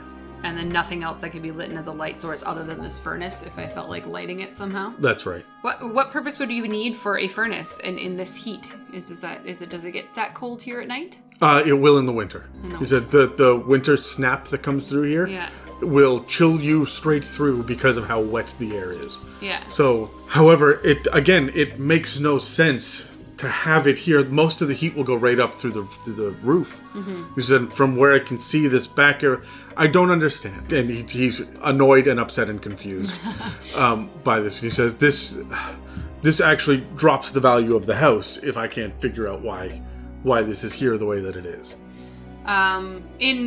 my mind, I'll probably wonder, like, is it large enough to look like he's been burning things in it? Or does it just look like is it like a small, like, just... Oh, no. It's a relatively large and round, and it is like 2 barrels stacked on top of each other with a large door in the front of it. Mm-hmm. So you very likely could burn items in here. It's meant to take a lot of wood or coal in here. So. And there's just coal, no wood in this room That's now. right. So she'll open the furnace, have a peek. Does it look like it's been burning wood or burning coal? It definitely looks like it has been burning coal. Okay. So you can see that there are gray, broken lumps and bricks of coal that have been scattered through here, and all sorts of ash. When you open it up, there's this puff of ash that comes from you, disturbing the air. Do you still have that poker around? Yes, he holds it up. She'll grab it from and start sifting through to see if there's anything solid or if it's just all... There are lumps of coal that you're going to hit against. Yeah. But give me a spot hidden. Sure. That is a regular success. You do see that there is a glint of metal as you're poking around in here. Yeah. Reuben hasn't seen this. I'll ask him to go downstairs and grab my flashlight, actually. Okay. And then, so I can have a closer look. And he's going to stop and say, it's in the kitchen. And then he's going to head on down and leave the poker with you. Excellent. I'm going to probably reach in and grab whatever, if I can grab whatever it is that I thought was metal. It is a small piece of silver. Maybe a third of the size of your thumbnail. Mm-hmm. And it's a little lump of silver. Interesting. All right, well, at this point, I'll just wait for him to come back with the flashlight. I'll probably pocket the silver lump for now. Okay. Just to and just sift to see if I can find another or more or something like that. But I'll wait for the flashlight for a little bit more light to see if we can see better. He's going to hand you the flashlight and kind of step back. He's going to go over and investigate the clothes as you are moving this stuff around. You do see that there are more of these little lumps of metal. I'll take out one and I'll turn to him and be like, do you know what this might have been? And he's going to pick it up and say, I have no idea. I'll take it into town and see. Sure. Yeah, take it with you and see what you can find. There seems to be a few of them in there. Strange. So she'll probably take a photo of the furnace itself while we have some daylight floating around. There are no windows here. Well, probably point the flashlight then towards it, take a photo of it, as well as the pile of clothes, and then scoot down the hallway, see if she can unlock that other door. Okay. Yep, and one of the keys works in this one as well. And inside, you see that there is a single wooden bench that sits in the direct center of the room. And between the 2 large windows, there is a massive life-size crucifix. There is a wooden carved Jesus on a giant bronze cross. And the look on his face is one of exalted pain. And there's just the 2 windows at the front, nothing along the side. That's right. Are they open? Is the light coming through? No, the curtains have been pulled on absolutely everything. I'll walk across the room and open them so there's light in the room. See if there's anything else of... You notice that it does smell a little off in here as well. Yeah. When you go to open up those curtains, you hear Reuben stop and start retching, and he turns away, and he says a little prayer under his breath, and he scoots her out the door around into the hallway. Are you okay? Was not expecting to see that horrific image. And that's when you see that stuffed into the mouth of the life-size Jesus is some sort of meat that's been rammed in there, which has rotted and is full of squirming maggots. Oh, God. Oh, good. Ugh. And there's nothing on the walls, no other paintings, nothing? That's right. Is there like a rug or anything on the ground, or is it just the wood floor in this room? Just the wood floor. These rooms seem to each, except for the bedroom, they seem to be mostly barren. Yeah. Like there's been nothing that's been happening up here. Well, I'm all right with leaving this one locked. If that's all right with... I don't feel particularly comfortable with this room. In fact, she won't even take a picture of this room. Okay. Like, she just won't feel right about it. So she'll make mention of that, close the door and lock it. And just be like, I'm fine with leaving that one. And he stops and looks at you and says, I am as well. We should think carefully about who we would invite to come empty this room. Because small towns rumors spread. Agreed. Have you ever seen anything like that in your life? Not even in my nightmares. Before you go this evening, would you mind assisting me in finding any candles or oil lanterns and help me? There are a number of candles that I discovered in the kitchen. Okay. And as far as lanterns go, besides the sconces on the walls and the one that we saw in the sitting room, I noticed there was one hanging on a nail outside the back porch. And I would suggest looking down in the cellar. Because what I'd like to do before you leave tonight is maybe just line the bedrooms and like the rooms just so that I have access to light if I need it this evening. Of course, And then I think that might be the last thing that I request of you before you go today. I'm going to require that drink now, I'm afraid. Absolutely. What I'll do is I'll head down to the cellar. I will grab our cheers and I'll see if there's any candles down there while I'm there. I'll do that at the same time. And I'll meet you back in the kitchen then. Yes, excellent. All right, cool. So I'll make my way slowly downstairs to the kitchen and down into the cellar again. I'll have my flashlight with me. And then just do a quick glance, see if I see anything else. Sure, yes. There are 2 more lanterns that are there as well as a large drum of oil. So I'll bring all that upstairs into the kitchen with me. And Ruben is sitting there and he says, this drawer here is absolutely full of candles, some standing, some meant for the chandelier, and some meant for the sconces. And then he actually reaches down and he says, and I also found this, and he puts a little cardboard box in front of you and pops it open, and inside are 2 shotgun shells. Oh, well, I could use a drink. So let's do that. And then if you can help me prep the house for the evening before you go, I'd appreciate that. Absolutely, yes. Excellent. Yep, and he grabs a couple of glasses and says, had I known about the liquor cabinet, I wouldn't have bothered with this, but let's find out what the locals make, shall we? Sounds good to me. Make a con save. Oh, I roll. Oh my god. You both, I rolled better. You both take a swig of this. It is the most potent, foul, turpentine level moonshine that you've ever had in your life, and it's enough that you have to spit it right out. Your entire mouth and nose feel as if they are on fire. Even Ruben is sputtering. No. Well, that's not drinkable. No, it is not. I think that rubbing alcohol is more drinkable than this is. Well, I think at this point, I am not against looking in that liquor cabinet. How about you? I won't tell if you don't. All right. So she'll just scoot quickly into the dining room. The cabinet looks locked, right? Yes, but there was a key in it. In it. Okay, yeah. Excellent. So she'll open it up and be like, all right, let's see what we have here. Open the cabinet. There are a number of bottles of whiskey and a number of bottles of gin. There are also a few decanters of both dark and clear liquid that are unmarked. At the very bottom, there are 2 bottles of wine and a bottle of champagne. All right, so she'll grab the champagne, bring it back. She'll grab the champagne and one of the bottles of whiskey just in case. And then she'll scoot back into the kitchen and then pop the cork on a bottle of champagne. And it definitely pops and fizzes, but not a whole lot. He holds the glasses out for you to fill them up. All right, I'll fill them up generously.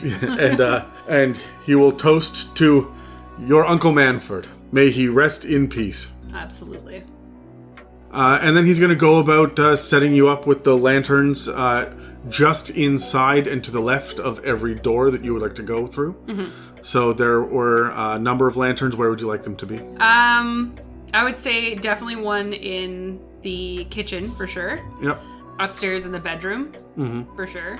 And then I would say probably near in the hallway to light up the main hallway, just so that I know how to get out of the house.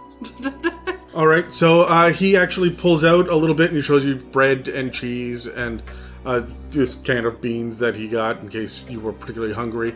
There's some salted meat that is there and a small canteen of fresh water as well. And he lays it out and says, this is essentially what I have. And he pulls out a jar of pickles. And he says, this is what they had as far as variety goes. I'll head into the butcher and the bakery tomorrow after I come out and see you. And I will bring you a more hearty feast the next time. Appreciate it. This has been very appreciated. Yes, this should get you through a couple of days, I would hope. So there is quite a bit in there, but not a lot of variety. That works for me. Is there anything that you need from me before you go? And he says, no, actually what I do need is I need to sit down at preferably a desk or the dining room table, and I need to sit down and begin writing my report. And I will stay here to facilitate any questions that you may have until dusk. I am expecting there to be a knock on the door as we get to sundown. So between 5 and 6, I would assume. All right. Feel free to do so. I'll probably do some exploring of my own. Remember, we have 10 days to find the deed. And so he's going to head into the dining room area, and he's going to go open up one of the windows and sit, so the window is over his shoulders behind him, and he's going to sit there and write, facing the doorways out into the hallway. There were a number of papers and a folder and whatnot that were in the briefcase as well that he has now pulled out, and he's working on some reports. Okay. He is going to ask you to spell your name for him, and he spells it out, and he wants to know as well your age, where you're from, your birthday, that kind of thing, for the legal documents, but he's going to be caught up in this for the most part. So what would you like to do from here? So probably go into the trophy room, do the same kind of thing. I'll open whatever windows I can to bring in whatever light I can, or whatever's remaining. Sit down at the desk, and honestly, probably until he leaves at dusk will be the amount of time that I sit going through whatever I can find in this desk, reading in detail what I can if I find anything interesting. Mostly looking for the deed specifically, but also looking for anything that would pertain to what we just saw upstairs, or any shipping documents from the crates that we found, or anything like that would be what I'm kind of looking for. Okay, we're going to roll library use. Okay. And I'm going to separate this out into 3 rolls, okay? Sure. So roll number 1 is going to be you looking for the deed and legal stuff. Yep. The second one is going to be for religious documents, and the third one is going to be for the shipping manifests for the crates. Yep. So let's roll library use. Okay. Well, good start. What is your library use My score? library use is going to be 40, and I rolled an 89. So you do not find anything here as you spend the rest of your afternoon rifling through the desk. You see that there are some notices here, but it seems to be traveling papers, train tickets. There is a lot of receipts and documents about purchasing certain items. There's a lot of correspondence overseas, both to Europe and Africa, but also up into into North Carolina. There's quite a bit of correspondence, specifically to a friend named Grant. They seem to go back and forth, giving little updates, but what's interesting is that he does seem to be lapsing into another language a lot of the time. Okay. Not recognizable. What languages do you speak? English. English, yeah, okay. So, no, not immediately, not off the top of your head. So that was the first roll. Yep. 51. So as far as religious texts and whatnot goes, nothing in here like that at all. Not even so much as a Bible or a scribble of a chapter title. Nothing in here. Yeah. And then last roll, 58. So the only mention that you can find of the crates at all is in a letter to Grant. And the letter to Grant simply says, "The crates have arrived. I'm very excited to see what's there. And of course, we're looking for anything beyond the standard yellow quartz." And that's all that's mentioned of the crates. Beyond yellow quartz? I don't know anything about rocks, do I? Do you have geology? I have chemistry. Then No. So this brings us to a close in the afternoon, and you do hear Reuben get up and wander around. At one point, he advises you that he is going to leave the bedpan to you, and he's going to step outside for a moment, and he disappears. But he very much takes the poker with him, and there's a strange level of paranoia now. He seems very ill at ease, and as he's talking to you, he keeps glancing up towards the room where that crucifix was. Yeah. And when you do see him next, you see that he's actually pulled a small gold cross on a necklace out from underneath his shirt, and it's sitting on the outside, as if he'd pulled it out and was playing with it. Mm-hmm. So he's quite bothered by what he saw upstairs. I'll mention as he's like getting himself all up and getting ready to go, like, I think we do both understand the secrecy of which we need to keep in this household for now. Of course. I will not say a word to anyone. As a matter of fact, and he offers a handful of papers to you. He says, if you'd like to read my report as such, just to see, I am above board. I am 100% in the clear on this. So I want this house to be worth as much money as possible for the bank. If there is that upstairs, that horrible visage of disgusting perversion of our Lord, then I cannot sell this house. So I'm content to throw that into the swamp and never think of it again. All right. So I would hope that if you do bring someone here with you tomorrow, they would have either the same discretion or we keep it to ourselves. Yes, that door is locked here. Yes. Then they can think of it as a storage space that is empty. All right. I'm glad we are in agreement. He's going to essentially wrap everything up. He is going to help load the food into one of the cupboards so that it's easily accessible. You don't have to go down those stairs if you don't want to, because he does need to take his briefcase with him. And then he's going to go wait by the front door because the sun is starting to go down. I can definitely swing out in the morning and grab some new linens. Mm-hmm. As far as looking into blueprints and whatnot, that may take a day or two. Yep. And I don't know if the local city hall, for lack of a better term, is going to have the appropriate records. It's not like there's a library in town for me to go to. Sure. So I may have to travel a few days to go to and from to get any sort of real answer. Well, I'll see what I can find in the house in the meantime. When he sees the driver, he's going to wave at the driver, and it is a car this time and not a horse-drawn carriage. Mm-hmm. And he's going to wave at you as he goes to get in and say, "Stay safe tonight." Safe travels. It is now evening. It is getting darker now. What would you like to do? How are you going to pass the time this evening? So first thing to do, obviously, is light any of the lanterns and candles that they had around in the hallway and in the rooms and stuff, just so that she doesn't have to move around the house and light it. It's just already lit. And then, honestly, it'll be more sifting and looking and reading through things. She'll probably start with the inside, the sitting room, like the smaller sitting room. Remember there was a shelf that had a bunch of papers stuffed into all strewn about within the shelves. She'll probably just start pulling and sifting through those. She'll probably look through the bookcase to see if there's any specific books that look like they've been pulled out or read recently for those religious type artifacts, to see, like, again, those three things that she's really kind of looking for. And spend a little bit of time in this room. So I think that she'll probably maybe even light the fire in that room. There's enough in here that it will take more than one evening to go through by a long shot. There's the bookshelf, and there are two large piles that are beside the chairs. Mm-hmm. So there was that lantern and whatnot, that was a small candle in the snuffer on the table. There's also a letter opener in a drawer in this small table as well. Yeah. As well as a pen with an inkwell.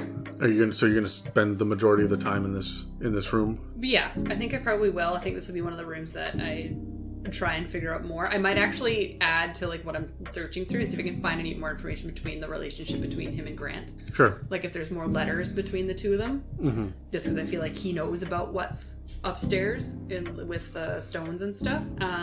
Before I do that, though, I'm actually going to go into the trophy room and look at the stone underneath the globe. I'll see if I can get it. That glass dome off. Yeah. And actually observe the stone to see if there's anything etched into it, and just have a more solid look at it. Sure.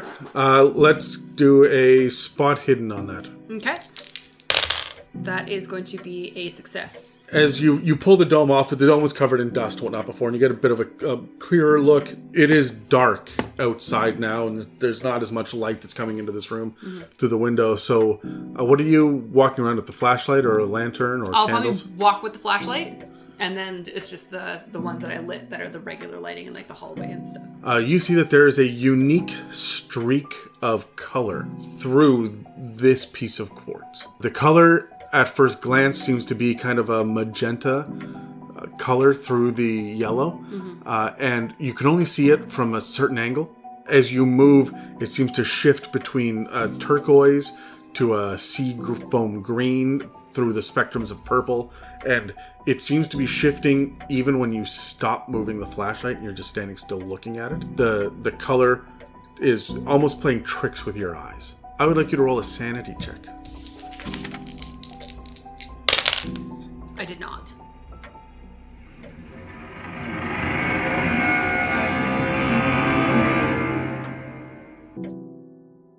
This actually takes a significant portion of time. As you sit there and look at this, you can feel your gaze that is honing in on this color. that seems to be shifting and whatnot. It's giving you an impression of flowing water almost. And you blink and come to and find that it is very late at night. It is dark outside now.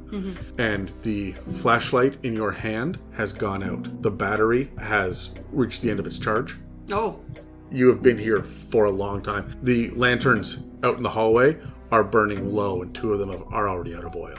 You've been here. You have no idea what time it is, but it is suddenly late. I'm going to need you to roll. We're going to roll a D3, which is going to be a D6. I'm going to let you roll your own sanity. Okay. So you're going to lose 2 points of sanity. Okay. As you suddenly jump start and you get the impression that there was a voice almost in your head that was whispering to you. Your own inner monologue was talking to you just from staring at this quartz. Almost like you woke up from a dream and you could hear someone calling your name as you came awake. Look at the colors, Louise. Look at the colors. Ooh. Probably a shot of adrenaline will kick in. And she'll look for like the closest light source that I can find and run towards it. I'm assuming there would be one that's in the hallway. Yes. Yeah. One of the lanterns that is burning low in the hallway. Just needs more oil. Yeah. And of course, you can crank the flashlight back up as well, but it's that crank would be with your luggage. Yeah. So yeah, I'll run into the hallway, grab one of the lanterns that's still working, and then probably in the kitchen is probably where I left all my stuff. So I'll walk into the kitchen to grab everything for like my flashlight to get that working, and then probably go and refill all the lanterns that I can. I've used up about half of the oil now by burning all the lanterns at once. I'll just I'll fill the one that I have in my hand. Yeah. And just use that to kind of walk myself back to the small sitting room. Yeah.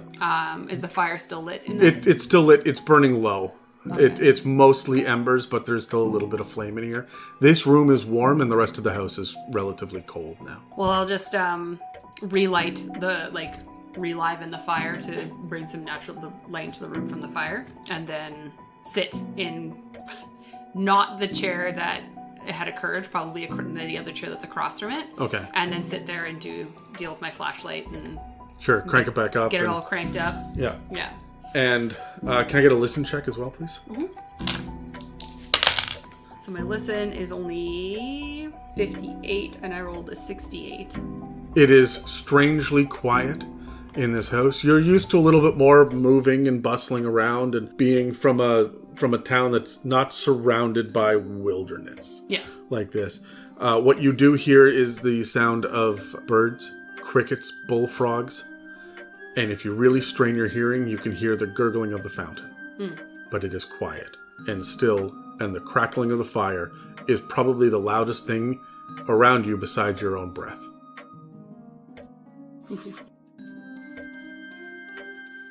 Once I've got the flashlight working, and I've noticed that I'm starting to run low on oil, I'll probably walk around and take away the light from the other lanterns. And then go back into this room. And then I'll actually, because of what happened with this stone in the other room, I'm going to look at this bookshelf and see if I can find a book on rocks. Sure, yeah. You are actually going to come across, there are 4 different kinds of books here about rocks. One is on mining. One is on geology in Louisiana. One is on meteorites. And one is on fossils. So there are a number of books in these 4 genres. I'll probably think to look at the one on geology because I'm looking for types of rocks. Okay. I don't really believe that it came from space in my mind, but... Sure. So I'll probably start sifting through that book and see if I find anything on different colors of stones. Yep. Library? Or yes, this will be a library. Okay. Yes. That is a 98. So luck gives me the ability to re-roll? No, so if you spend luck, you actually just plug the points into it to get your desired roll. Okay. Or a push is a re-roll, but you have to get your hard success number instead. Which I would have to roll below it. Well, I can't really get any worse than this, so let's give it a go. I have to be clear. If you try to do more, and fail, the consequences become worse as you go as well. So. Yeah. Okay. I'm gonna do it anyways. Sure. I'm just looking at a book, right? How crazy can it be? Yeah. You're like, yeah. Damn it. What's your roll? An 81. And what did you need? A 20. And I would not even have enough luck to push that even if I wanted to, so. As you start flipping through this book, you find that there have been scribbles all the way through to the point where you cannot read any of these books. The largest one, which is essentially a beginner's guide to geology, and it looks like it's a textbook from a university. As you are flipping through it, you see that there are scribbles, the words "not helpful," or a paragraph circled that says "close, must investigate further." There's no real clues anywhere in here, but the further that he goes in this book, the more the scribbles seem to get angry, or he's actually crossing out words.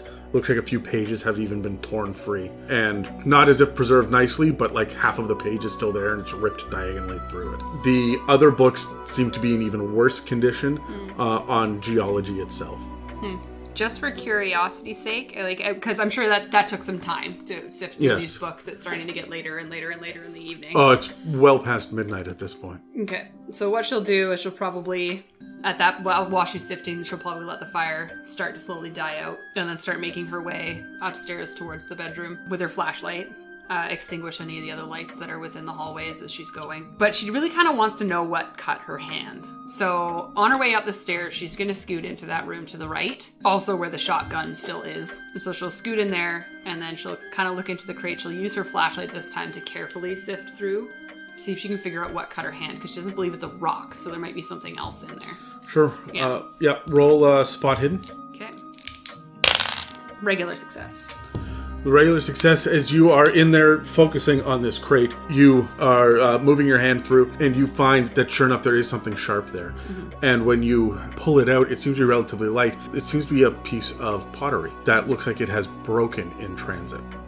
And it looks like it is a clay pot. Etched into the side of it is a number of different glyphs and runes that mean nothing to you.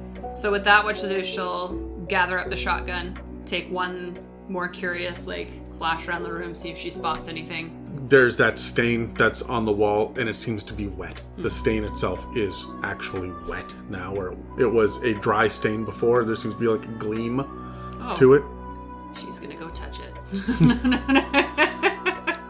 Yeah, no, she will. I'll walk up and just kind of press my fingertips to it just to see what it feels like. It's spongy wallpaper. It feels like the wood behind the wallpaper is rotten. It's cold and wet, and you've got a slimy feel to your fingertips. And it just feels gross. You ever touched a absolutely waterlogged piece of wood, like a smooth branch? Yeah. It's like that level of wet. You can almost push your hand into it, and you hear a little wet squish noise. And it's a wallpaper, right? Yeah, there's wallpaper there.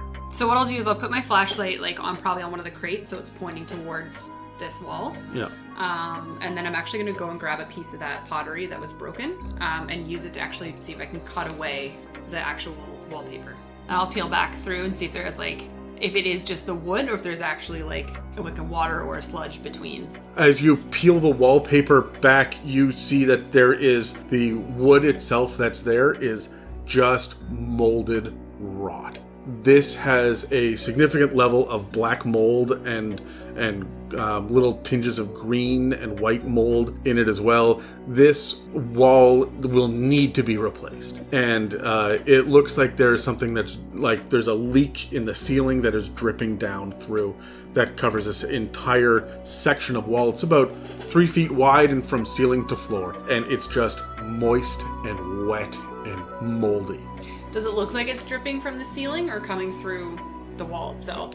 Almost like it's the origin is in the ceiling. Yeah. And it looks like it's dripping downwards based on the pattern of it, but there's no actual clear water that you can see.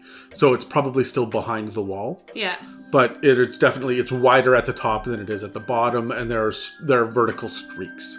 Okay. I'm going to grab the flashlight and point it at the ceiling. Is there anything up top? Just more mold. It just seems to be more intensely moldy up there, but not at the ceiling, only the wall itself. And did I see anything indication of there being an attic? No. Well, actually, I'll grab the flashlight and walk out into the hallway. Yeah. And look at the ceiling of the hallway and see if there's like one of those like ceiling staircases that would pull down at all. There's not. Well, interesting. All right, at this point, she's kind of like, all right, well, I can't really see much more of this without the daylight. I might as well wait until the morrow. So she'll kind of gather up her things, and I'll scoot into the bedroom area and just start getting myself ready for some sleep time. As you fall asleep, you can feel the overwhelming oppression of that horrific statue on the other side of the wall. There is a disturbing quality to the air, and you don't want to face that direction as you lay in the bed, but to roll away from it means that it's behind you. Mm-hmm. And there is no good way to fall asleep. You haven't been this frightened since you were a little girl. And with only the flashlight there, and you know that it will not stay on all night cranked, right? You would have to get up and crank it up again or light another lantern. You know that it's going to be dark in here before morning. There's a general feeling of unease, and that's when you hear the howls outside. There's one, and then it's answered by 2 or 3 more in the distance, and then another one, and then another, and they seem to not be that close. Mm-hmm. But they are out there, and those must be the dogs that they've been talking about. What Ephraim said were wolves. Mm-hmm. And you fall asleep. The dreams you have that night are restless. You are not going to feel well rested at all by the time that you wake up, and anything that is going to require any sort of real physical effort on your part is going to be rolled with disadvantage. You're tired. Okay. Body tired, not mind tired. Yeah. You wake up the following morning, and the daylight is coming into the window. It's early morning. You probably have a few hours before Reuben shows up. First thing I'll probably do when I get up is scoot myself back into the room with the crates and check on the wall with the wallpaper I peeled back, and see what it looks like this morning as opposed to last night. You must have dreamt it because the wallpaper wasn't cut. Oh, good. And it looks dry like it did the other day. Yes, it's dry the same as it was yesterday. Mm-hmm. And as a matter of fact, the clay pottery shard that you'd pulled out is sitting on top of one of the other crates. I'll probably actually grab the pottery again and see if I can cut it again in the same spot that I did the night before, and see what happens if I can. And as you do, you get an overwhelming sense of deja vu as you are sitting there cutting it. I'd like you to roll another sanity check. Okay. Ooh, not bad. 30, so pass. It makes you almost stop and laugh at how silly this feels, that this must have been a dream. Yeah. Obviously, you would have come in here and done this, but you were feeling a little bit funny and off since you were staring at that rock yesterday. Mm-hmm. And time feels a little bit odd. How many hours did you spend reading? How long were you staring at that piece of quartz? Yeah. How low was the fire, and why did you have to recrank the flashlight? Right. So there's the question about how much time passed is a strange one. You end up laughing at yourself. You must have been tired from all that traveling. And as you peel back the wallpaper, you see that it is just a solid wooden wall. There's not even rot. It looks like it's just the wallpaper that's stained. Ha ha ha, self. How silly you must feel. Your nerves are probably raw from sleeping so close to that horrible crucifix. True enough. Honestly, thinking about that and mixed in with hearing the wolves or thinking that I heard the wolves last night, there's actually a weird sense in me that feels like I should remove any of the flesh object that might be in that room. Okay. Because I don't want to attract anything into the house if I can avoid it. I'll want to do it before Reuben gets there because I don't want him to have to go into or see that room. Sure. So I'll probably go into the kitchen and see if I can find a bowl or a basin or something that I can put it in. Mm-hmm. And then head on into that room and see if I can retrieve it. As you open it up, you are hit by the stench again, and now you know what to look for. And you can see that while it's lit from both sides, from behind, the shadow that's cast across its face means you can't even really see the look that's on his face clearly. And now, as you get closer, you see the shadows peel back and reveal that his eyes are rolled up in his head, almost as if there's a look of ecstasy on his face, but his mouth is open in a scream. Mm-hmm. His teeth are all look like they've been carved out of ivory and pushed into the statue itself. It looks like there's been so much love and attention put into this statue, and the meat that is rotting in there looks like it is probably pork, some sort of pig meat, just by the consistency of it, but it has rotted badly. The sheer number of maggots and whatnot are disgusting. It's almost as if the meat itself is moving and alive, as if a tongue inside its mouth. I'll probably scoop it out into the basin that I brought upstairs with me. Can you give me a constitution check to keep your cookies down? Yeah. Ooh, 11. So yes. Was that a... That is a... No, it's not. Well, actually, I'll push a luck and I'll make it an extreme save. Save, success, whatever that word is. So that's an extreme success? Yeah. So you are able to steel yourself for a moment and get it in there. It's best to not think about the feel of the movement on your fingers. But with a deep breath, you're able to scoop it in and then turn your head to the side and walk it out of the room quickly. Yeah. Without succumbing to any sort of vomit instinct that Ruben had yesterday. Yeah. I'm going to jauntily walk it outside to the backyard, and then to the back end of the yard to where the greenhouse is. Yep.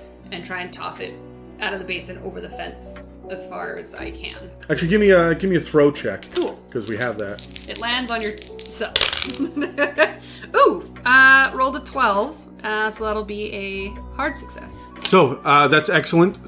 You are able to get that far into the distance. It thumps out of sight behind bushes. I'm actually going to take it over to the fountain, give it a good, zhuzh and wash through, and then actually take a basin of water, and I'm going to take it upstairs. I'm actually going to clean the crucifix as best as I can. As you're sitting there cleaning it, you see that the tongue itself is made of shiny metal. So, as you are sitting there and wiping it down, you can feel that this is actually loose. And as you are touching it, it is shifting and moving. It is precariously balanced. As if, it's not, on uneven ground, or? Yeah, as if it could top if you touch it. Does it feel like it's, on top of something that it shouldn't be, or? No, you can see the base of the crucifix is just, balanced on the floor. Okay, yeah. Well, I'll be as careful as possible. So give me a sleight of hand. Sure. Let's see how careful you are. I'm going to bust this thing so bad. Oh, that's not bad. You know what? I've got a lot to spend. I will spend it just to at least have a success. What did you roll? What are we doing here? I rolled a 37. I'm supposed to roll a 20 just to be able to succeed at not being an asshole. So I'm going to do that. So it does sit there and shift off balance. It almost goes, but you were able to reach out and steady it at the last moment so that it doesn't topple.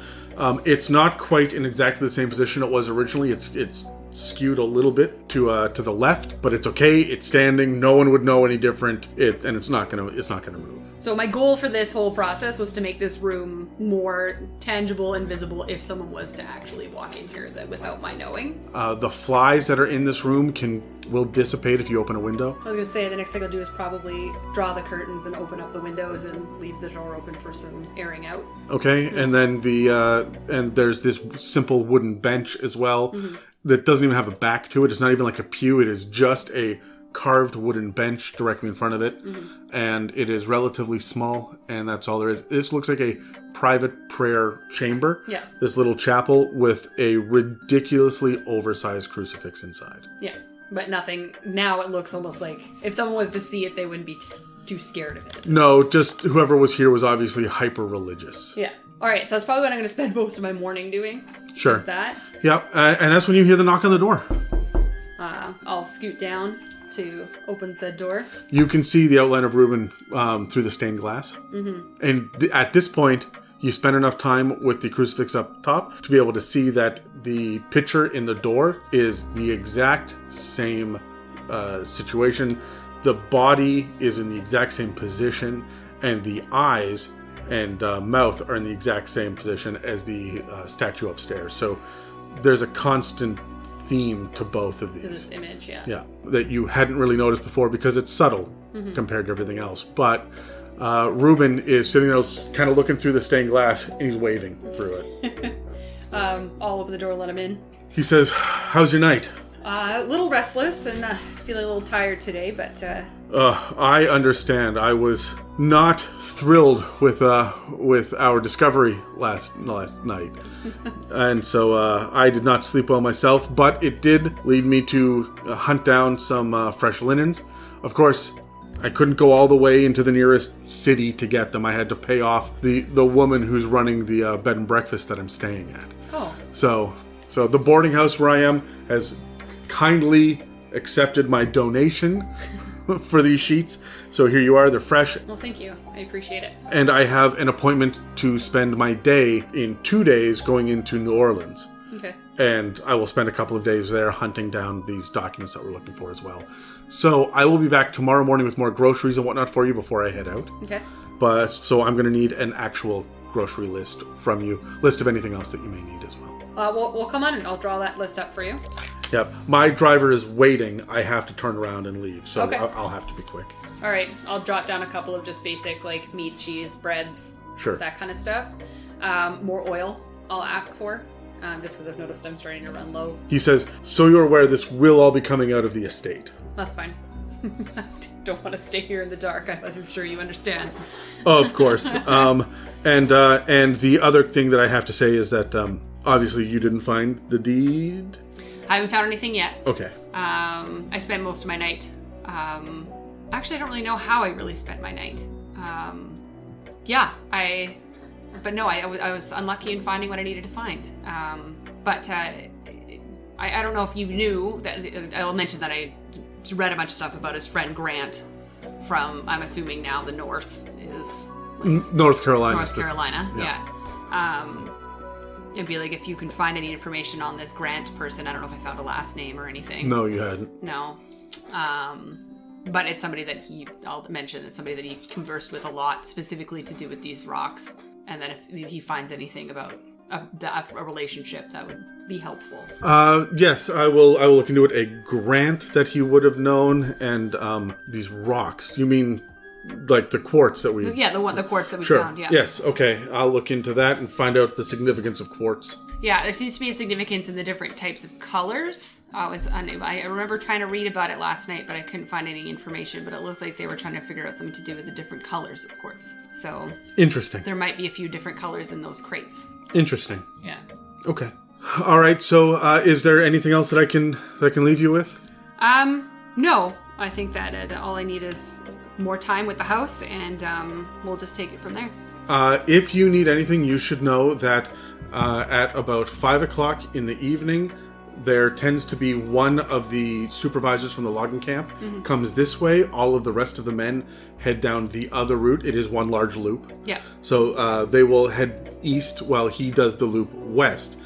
Just to make sure that this whole area is cleaned up. He's the one that locks the gate at the main road, which will keep you safe. If you need anything, 5 o'clock, you can flag him down, and he shows up at 5 a.m. as well before the sunrise. Okay. So he will be your point of contact. He says, and I also got you this, and he pulls out of a large satchel that he's got a radio. Oh, well, thank you. He says, I have no idea how it will work out here. But I figured by yourself out here, you may want to hear some human voices. Yeah, thank you. I appreciate it. If there's nothing else, I'll be heading out. Nope, I think you've done quite enough. Thank you. He nods and heads out. You notice that he doesn't turn around and wave this time. He just kind of scurries away from the house, as if he's still a little nervous about being here. Yeah, so I'll probably...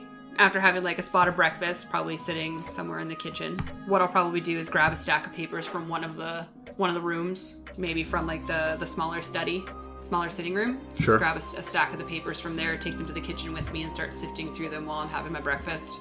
Sure. What are you looking for? Still probably some of the same stuff. I'll probably continue to see if I can just spot a deed. But my main thing is still now I'm just looking for more information on these rocks, because I'm super confused about what happened last night. And yeah, probably more just deed and rock information. And maybe, and then the relationship with Grant, if there's more letters and stuff like that. I'm going to push that just to be a success. You're spending luck? Yeah. Okay, so this one was to try to find any information, a deed or legal holdings or whatnot. Yeah.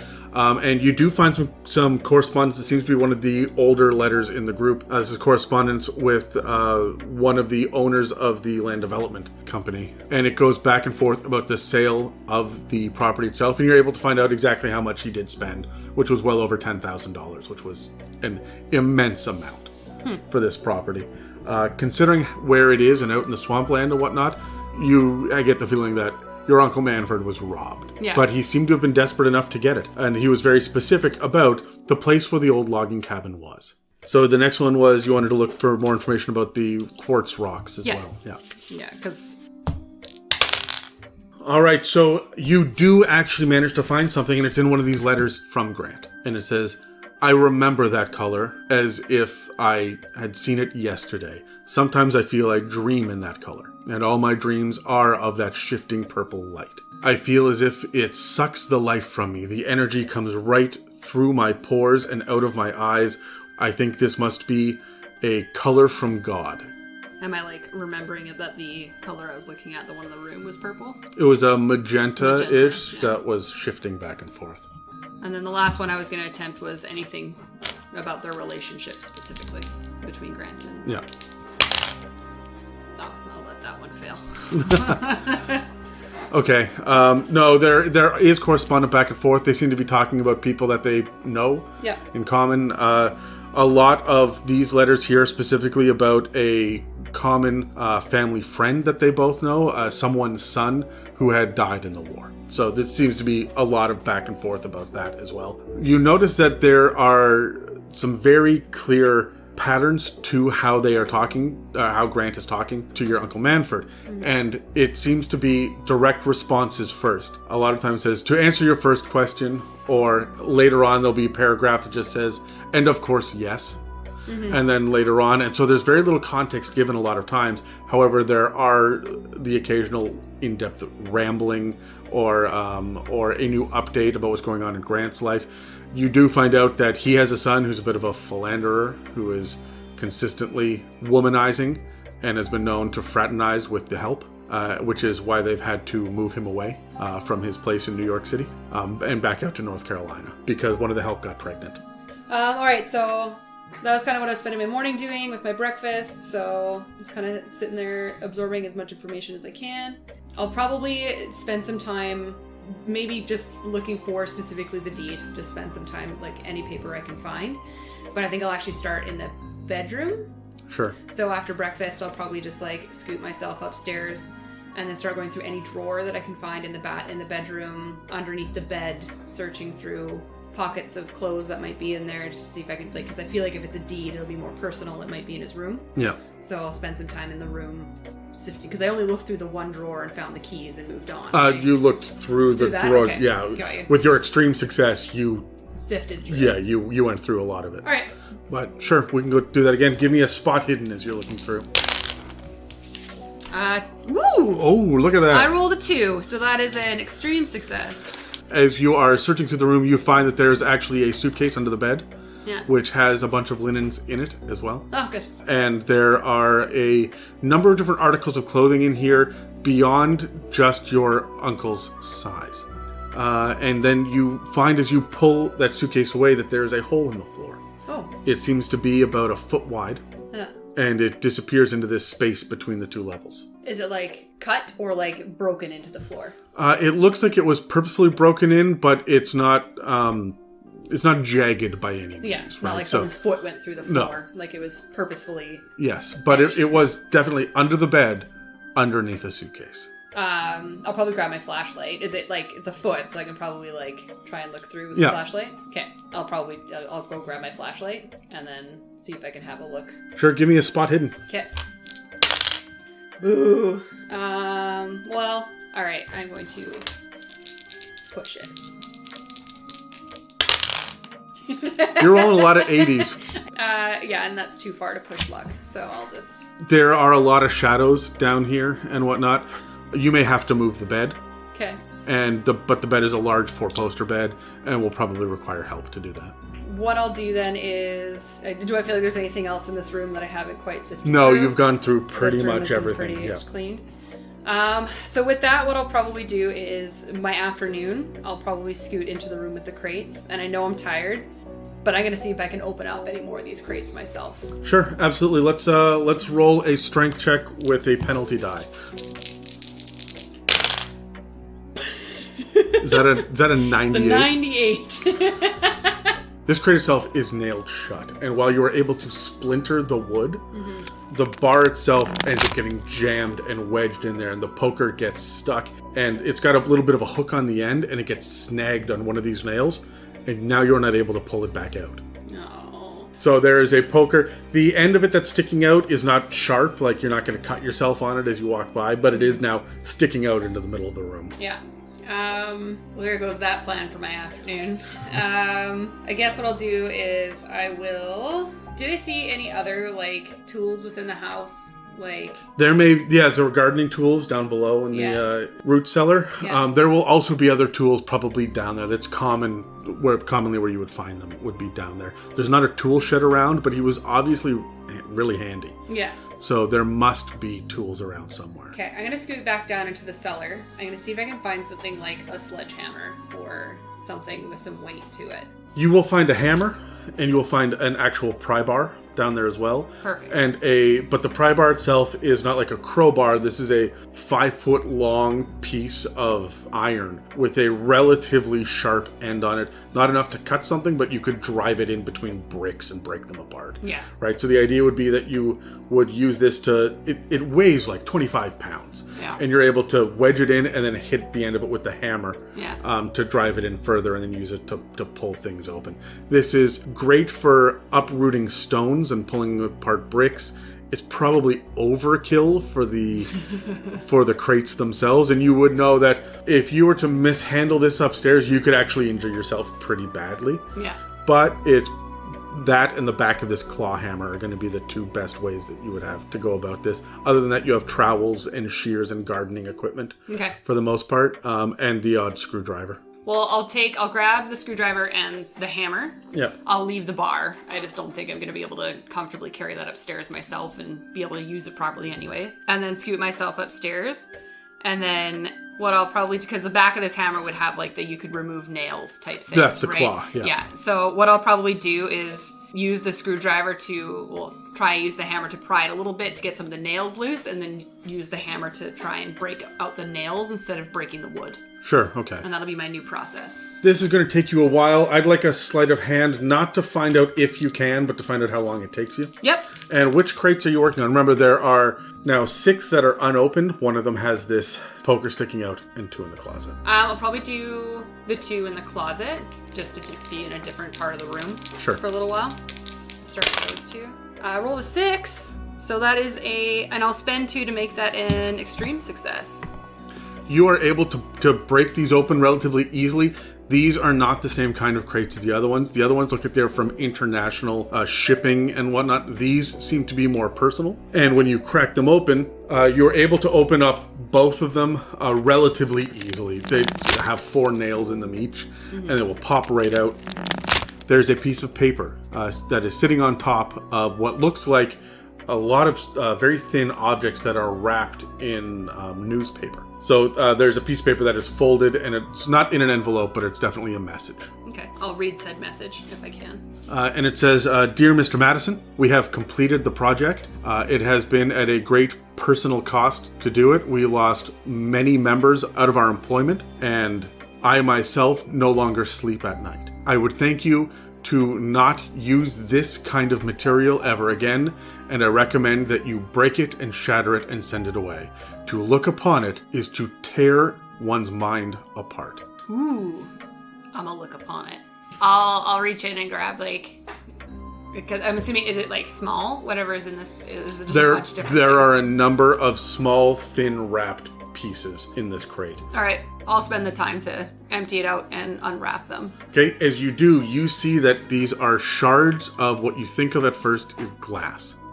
But it is a very familiar looking magenta color. Every one of them through and through. There's no yellow quartz around it. It seems to be made purely of this color. I would like you to roll a sanity. Yeah. With penalty die. Fail! And you can't re-roll sanity ones, right? No, you can't push them. Okay, then... You can use luck, but you can't push them. Yeah, luck can't. It's not going to save me now. What did you get? I rolled a 96. What did you need? Well, my sanity's at 53.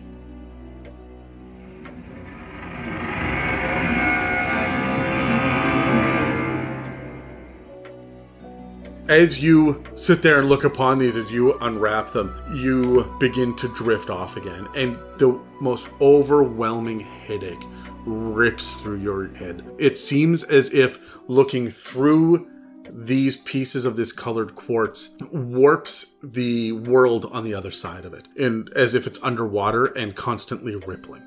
The stone itself seems solid, but the other side of it seems to be almost in another world beyond the one that you are in yourself. I'm going to need you to roll a d10 for your sanity. Okay. Actually, I'm sorry. Before that, I need you to roll an intelligence. Intelligence. Okay. Yeah. Now, this one, you don't want to get below. If you get below, that means you succeed in your intelligence and you understand what's happening. Yeah. Which damages your sanity even more. So glad I'm very smart. Are you? My intelligence is 90. Ah. And I rolled a 22.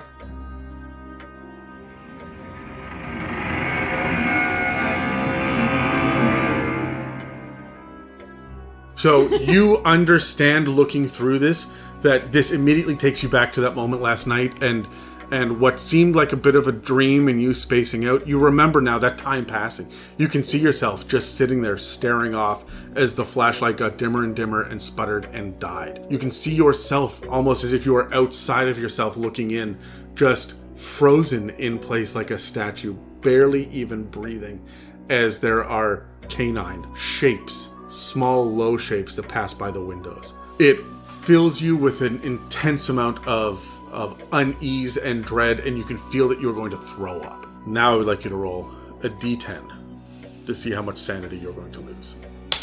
9. I need you to roll another d10 to find out exactly what happens. Okay. That is another... Oh, sorry, it's a 6. And you wake up 4 hours later. Would it be dark?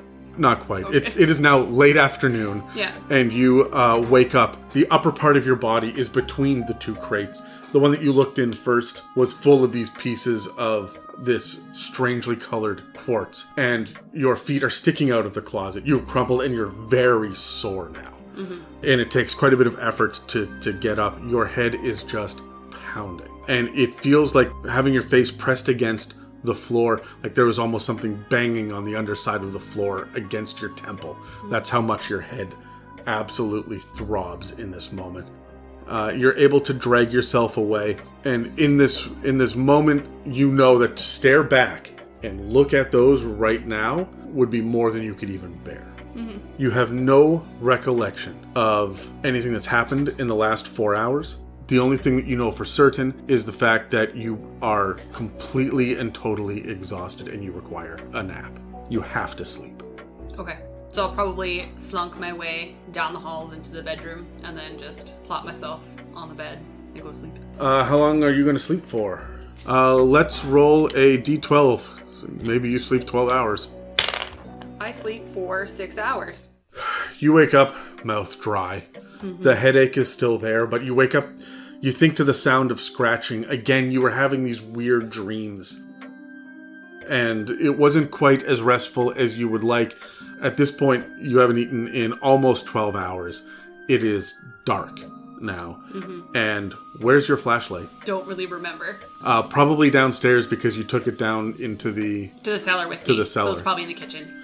Yeah. And all of the lanterns and candles are downstairs as well. Yeah. So you are upstairs. Your head is pounding, and you are exhausted and hungry and very disoriented. Mm-hmm. What would you like to do? Well, I'm probably scared shitless right now, so she'll actually probably try and move as fast as she can. Like, you know that panic you get when you wake up somewhere that you're not familiar with in the complete and total dark, and that quick jump you do from your bed to where the light switch is? Yeah. Imagine that speed and that kind of almost amount of panic as I get up. I'm trying to make my way as quickly to the door as possible. Can you give me a dexterity check? Yep. Hard success. You are able to get to the door and avoid bumping into the furniture there and throw the door open. And sure enough, the entire house is just dark. Yeah. The only light source at all is the moonlight that is coming in through the windows of the chapel. That door is open. The rest of the house seems to be just completely dark. So you can see the top of the stairs very, very faintly. Well, I'll make my way there. Probably I'm assuming there's a banister, where the staircase would be. Yes. So probably have my hand on the banister, working my way towards the light. Can you give me a spot hidden to see how well you're doing at seeing in the dim light here? Yep. 34. So that is going to be a regular success. Okay, yes. So you do see the banister there? Yeah. And you are able to catch yourself at the top of the stairs, and you're heading downstairs? Yep. To where I know where there will be light. Okay, and for a moment, at the top of the stairs, you feel like you could just go into the other room and look at the crates. Can I get a power check from you? Power? Okay. That is a fail. It's a fail? Yeah. I will spend my luck. Sure. You feel this calling, and you go to turn to almost sleepwalk your way into that room before you realize that it is almost darker in that room than anywhere else. The darkness in there is not normal darkness. It is deeper than you've ever known before, and a terror fills you. And you turn and flee down the stairs. At the bottom of the stairs, you can go left into the kitchen or right into the rest of the house. There are lanterns all over the place, but the matches are over in that front sitting room, and your flashlight is somewhere in the kitchen. I will probably try to go to the flashlight, so I'll go left into the kitchen. Hopefully maybe the windows are giving enough light into the kitchen to see. Yes. Let's get a spot hidden. Okay. That's a 100. You look around and you are distracted. The flashlight was right at your elbow on the counter, and you turned and jumped at the creature that is outside of the door, looking into the glass on the back door. It's a large, furry face with huge fangs, and the pupils seem to be glowing green in the moonlight. Barks at you. I need a sanity save. Oh my god. That is not a save.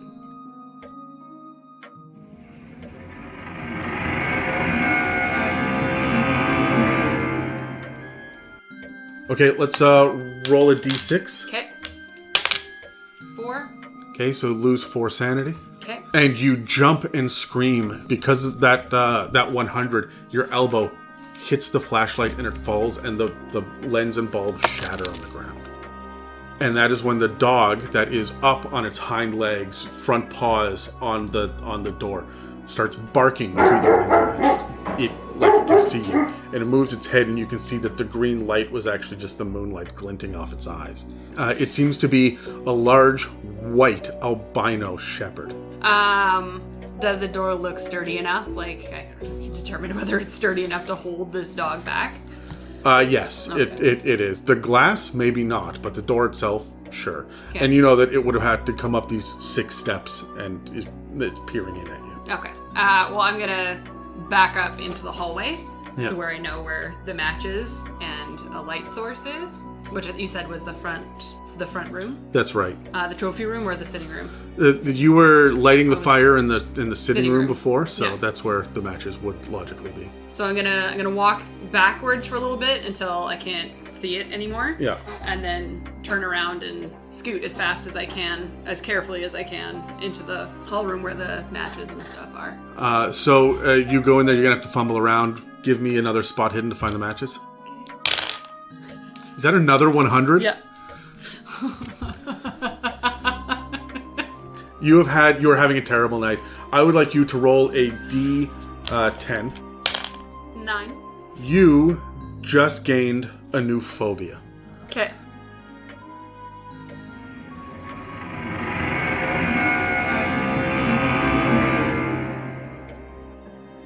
Well, you were scared of the dark before. The idea that the dark is full of dogs that are hunting you has now taken over. This is a temporary insanity that you will have for the next few hours. But this is going to be completely crippling. So I would like a D8 for your sanity damage as well. 1. Okay, so you lose 1. Okay. And you are now immobilized for the rest of the night in this room, unable to find the matches, curled up in a corner in behind one of the chairs until you see daylight. You will get no rest tonight. All right.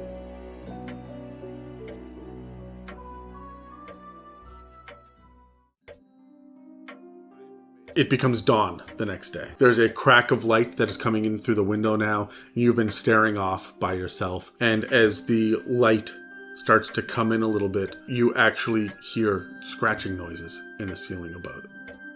This may just be the phobia of dog nails moving through the house on the hardwood floor above you. Mm-hmm. But it is terrifying enough to keep you still until it is solidly morning and you don't hear anything else any longer. Okay. What would you like to do? I'm now kind of like slowly getting myself up and slowly being able to like move and look around with some resemblance of sanity. Yes. At this point, I will go around the house and close all of the curtains that I can. So any of the ones that I did open, I'm now closing just because I'm scared of things probably looking in at me at this point. Sure. But I'm probably slowly like moving my way through the house, like peering into rooms before I walk into it, closing the window, gathering up any of the lanterns that I can at this point, retaking my inventory to see what I have. Did Ruben say he was going to be back in like 2 to 3 days? No, he's going to be back today with more food. With more food. And some more provisions for you, and then he's going to be gone for 3 or 4 days. Okay. And it's way past the 5 a.m. that the other guy would have been coming down the road at this point. Yeah, okay. Is there any of these rooms have a couch on it anywhere? Yeah, the larger sitting room had a number of couches in there. Okay. By that smaller fireplace, because it would entertain more people. There's a large coffee table. Yeah. And there's, paintings and portraits. The globe and the grandfather clock, which is still ticking away. Yeah. So I'll probably spend my morning before Ruben gets there gathering up any supplies that I have, clothes that I have, the linens that I was using, and start hunkering down in that front room. Like almost turn it into this is where I'm going to be staying. Okay. Like I'm almost too afraid to be upstairs and end up upstairs at this point by myself. Sure. And then just sit in a chair and wait for Ruben. Are you going to do anything else with the time? Are you going to go through? I think as I'm gathering, as I'm thinking of the rooms that are left, as I'm gathering things to be put in this room, I think I'll gather up any remaining piles of papers I haven't gone through. So like I'll go through the sitting room, grab any stacks of papers from like the small desk and like around the chess set and all that kind of stuff. Go through into the dining room, grab any stacks of paper that I can see, go through the trophy room of anything remaining that I haven't gone through, and then I'm just going to start gathering everything into this study. Almost like my plan is that I just want to be in this one room, but I still want to be able to sift through everything. Okay. As if that makes sense. And then while waiting for Ruben, I'll probably continue to look through it, but I think now I'm more keen on figuring more out about these rocks. Like that's probably my focus, just to see how crazy I actually am. Are you going back upstairs to the room with the crates? I would probably, as I was going past the room to probably grab like stuff out of the bedroom. Yeah. As I'm walking back down the stairs, I'll probably peer in, because I'd be interested in seeing what the wall looks like to see if it was still cut.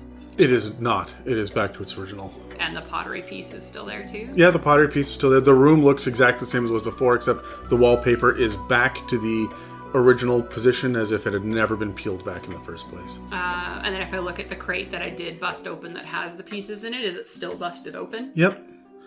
You managed to pull the lid off both crates, and you only looked in the one on the left. So the one on the right has a handful of objects in it that are wrapped as well. Yeah. But you haven't looked at those. All right, so I'll get with all the stuff that's in my arms, I'll take those and leave them in the study. And do I still feel that wanting to go back into that room anymore, or is that gone? No, that's past. That's past now. The idea of it being light out has made you feel a little bit better, although you are exhausted. And so any sort of mental check or physical check that you make now is going to be with the penalty die. What I'll probably do is scoot back into the room, drop all my stuff off, make sure all my inventory and things like that are there. And then I will go back up into the crate room. But I'm actually going to take the lid of that crate and just place it back on top. Sure. Okay. Yeah, just because I want to minimize any kind of contact with them. And then actually, if I go through the trophy room to grab things, I'm actually going to take a sheet and cover up the stone that's in there. And then hunker down inside the room and then wait for Ruben. And while I'm waiting, I'll be sifting, looking for any information I can find on these rocks. Let's roll a library use. Okay. This is going to be with a penalty die. Damn it. And because it was a penalty, you can't re-roll, or is it just still... I'm going to say that you can re-roll. It's just It'll be with another penalty. With penalty again. Yeah. Okay. I have to get lucky at some point, right? Right? For library use, that needs to be 20. I don't have enough. So you're not able to find anything else about these rocks or whatnot at all. You are starting to get a few mentions, though, of your Uncle Manford discussing some of the gentlemen that he would come back to help him with his project. Mm-hmm. Okay. And every time that there seems to be a mention of someone, he seems to mention them showing up, but he doesn't really mention them ever again. And it seems to be someone new every single time. Helping him with a project. With the project. The project. And I'm assuming that that's the same kind of project that had to do with the stones that were in this. Because they mentioned a project that they were working on in the letter. Potentially. Okay. Yeah, that's all I got then. Waiting for Mr. Rubin. All right, Reuben will show up again almost a little bit before noon. And he's going to show up with a number of groceries and whatnot, his arms full. And he's going to bring you some more lantern oil as well. And another box of matches. He's also got a large bundle of firewood from that he's brought in the back of the car as well. So he pulls that out of the trunk that's on the back of the car and brings that up and says, I know that you can't go out and chop wood out here and everything is so damned wet anyway that I swung by this morning up at the logging camp and grabbed some dry wood. And so I brought that for you as well. You should know it's going to storm for the next couple of days. Have you had a chance to listen to the radio? Is it working?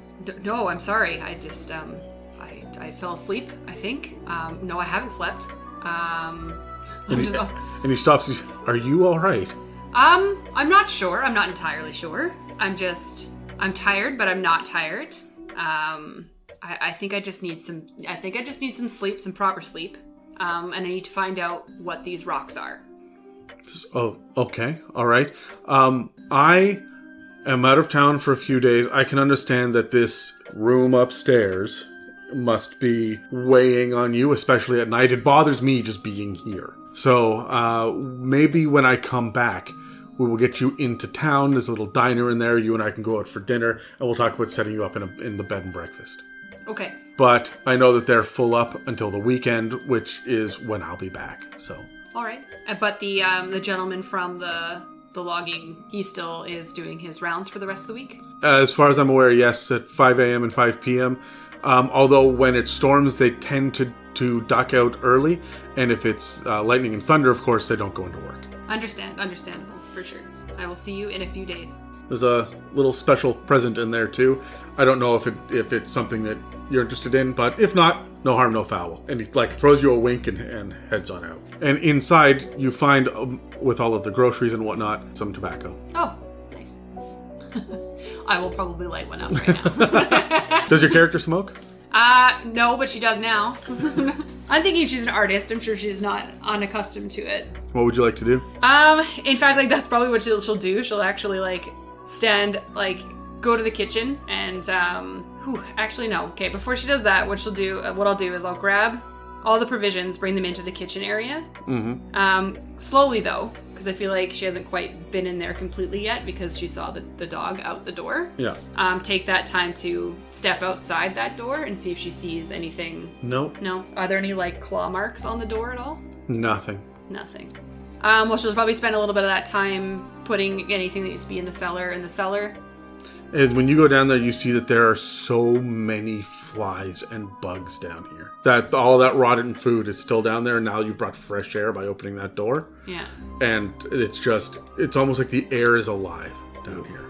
Oh, gross. Okay, yeah, so what I bring down there, I'll probably just have in its own little suitcase or whatever. Bring that down so it stays separate. Sure. Stays cool. Then I'll come back upstairs. I might actually pour myself a stiff drink and have a cigarette, and that'll be my morning after he's gone. And then for the afternoon, I'll probably actually do a perimeter of the windows and the doors to make sure that they can all be shut and locked. They can, yep. Yeah, probably do that. The upstairs windows don't lock, but there are storm shutters that are pinned open that you would have to lean out and close. Yeah. There are storm shutters on all of these windows as well. So, Yeah. as well as an outside door that has been kind of nailed to the wall, been nailed open. Yeah.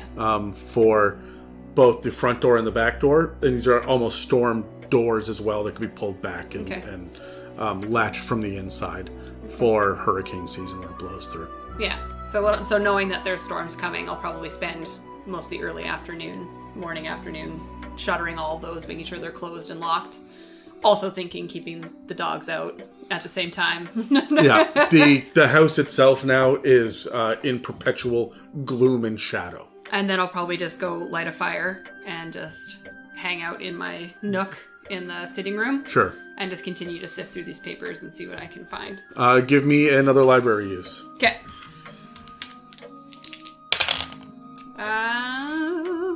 That is a success, but I will use my luck to push that to a hard success. Sure. See if I can finally find something. You do see a letter from Grant that says, Manford, I have to warn you that cutting these stones in such a way is a very unwise idea, especially setting up that beautiful stained glass portrait in the front with these new rocks.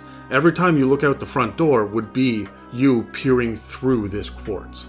That can't be healthy for your mind. I know it would drive me mad. He then goes on to say, it's bad enough that you made that damned lens out of the quartz. I suggest you hide it somewhere where no one can find it or stumble upon it by accident. And then at the bottom of that letter, he says, I also suggest that you dispose of any of the evidence and hide the door to the attic. There is an attic. I will say out loud. And immediately look upwards. With that knowledge, while it's still light out, if there is light left, I'll scoot upstairs and start looking for anything, a door to the attic. I'll go through each room, look at the ceiling. Give me a spot hidden for each room. Okay, so heading upstairs, I'll probably do the crucifix room first, just to get that one out of the way. Don't want to be in there any longer than I have to. So I'm just like looking at the ceiling, looking at see if there's a hidden hatch in the walls, what have you. Okay, so that's a regular success. There's no hidden panel or anything here. The only two objects in this room are the bench and the giant crucifix. And even with the windows shuttered, there's more light in this room than really any others, except for maybe the kitchen. Mm-hmm. That's coming in through the cracks in the slats of the storm shutters. So you're confident that there's nothing. Yeah. Here. Okay. I will scooch into the bedroom, which has windows, so there'll be a little bit of light in there. Yeah. And I'll do my same hunt. That is a 68. I will use my luck to bring that to a regular success as well. As you look around, you find that there's nowhere to hide a door to an attic anywhere here. You look behind the wardrobe and the small chests of drawers that are there, as well as the small counter with the mirror where he was shaving and whatnot before.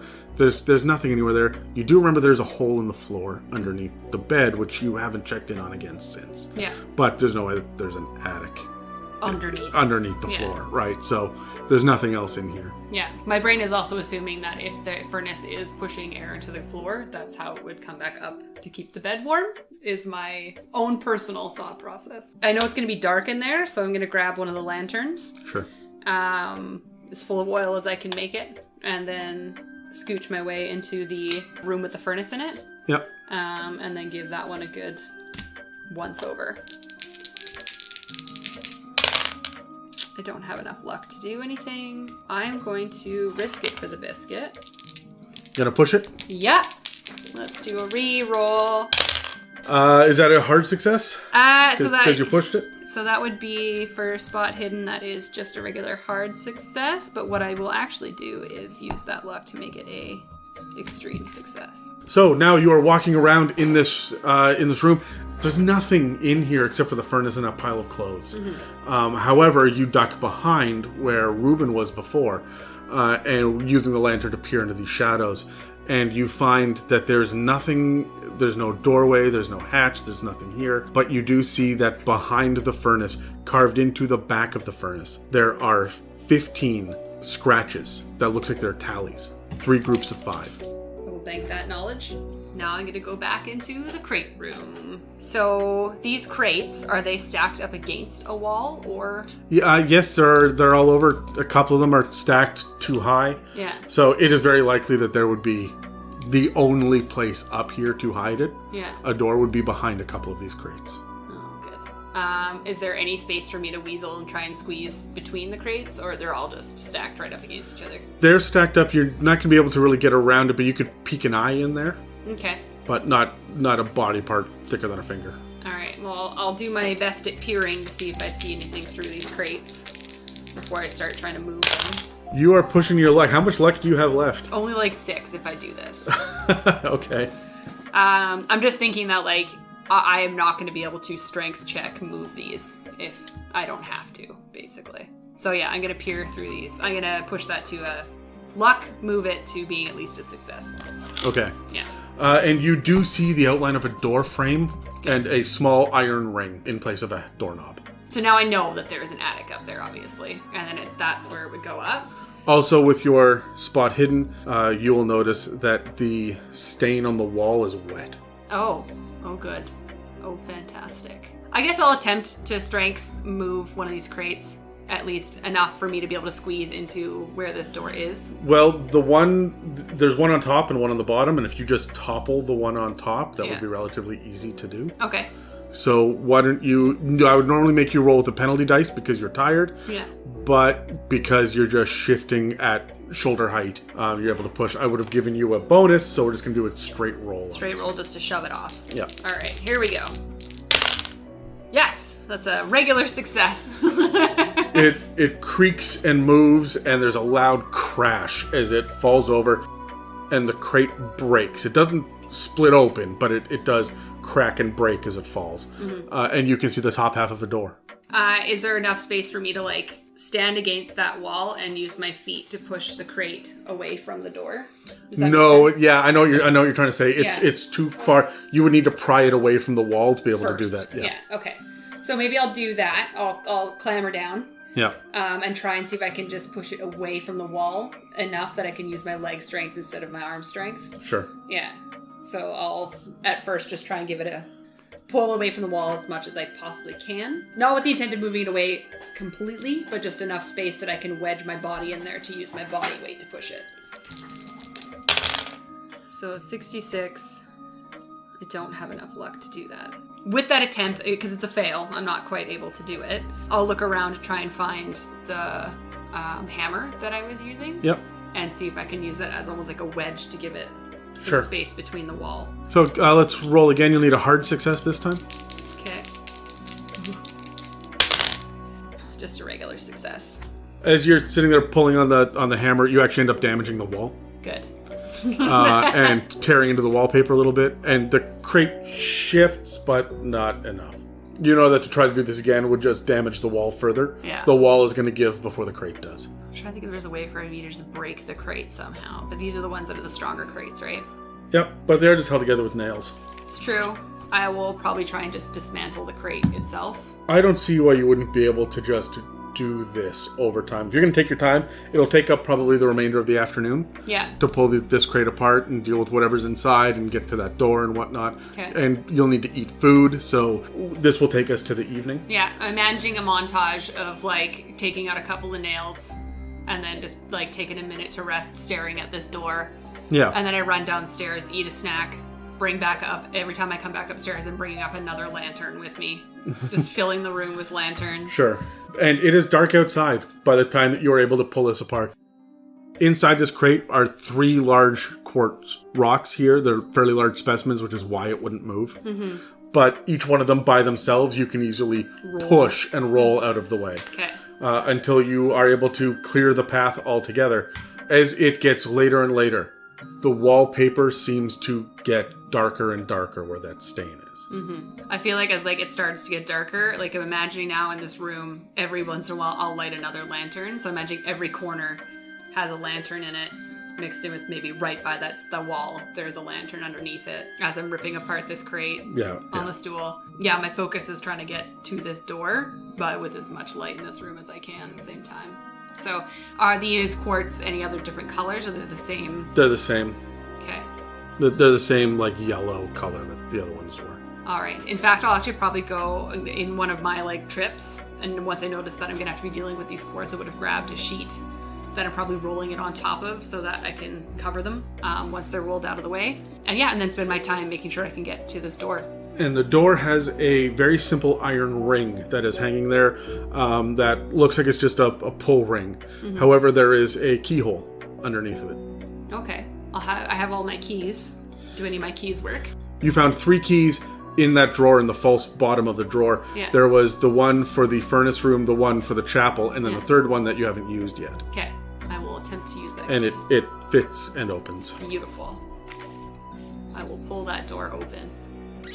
And you see stairs heading up. Mm-hmm. A set of wooden stairs heading up. And you get the impression that at the top of the stairs is a very short area with a slanting roof. So you are right up against the ceiling here.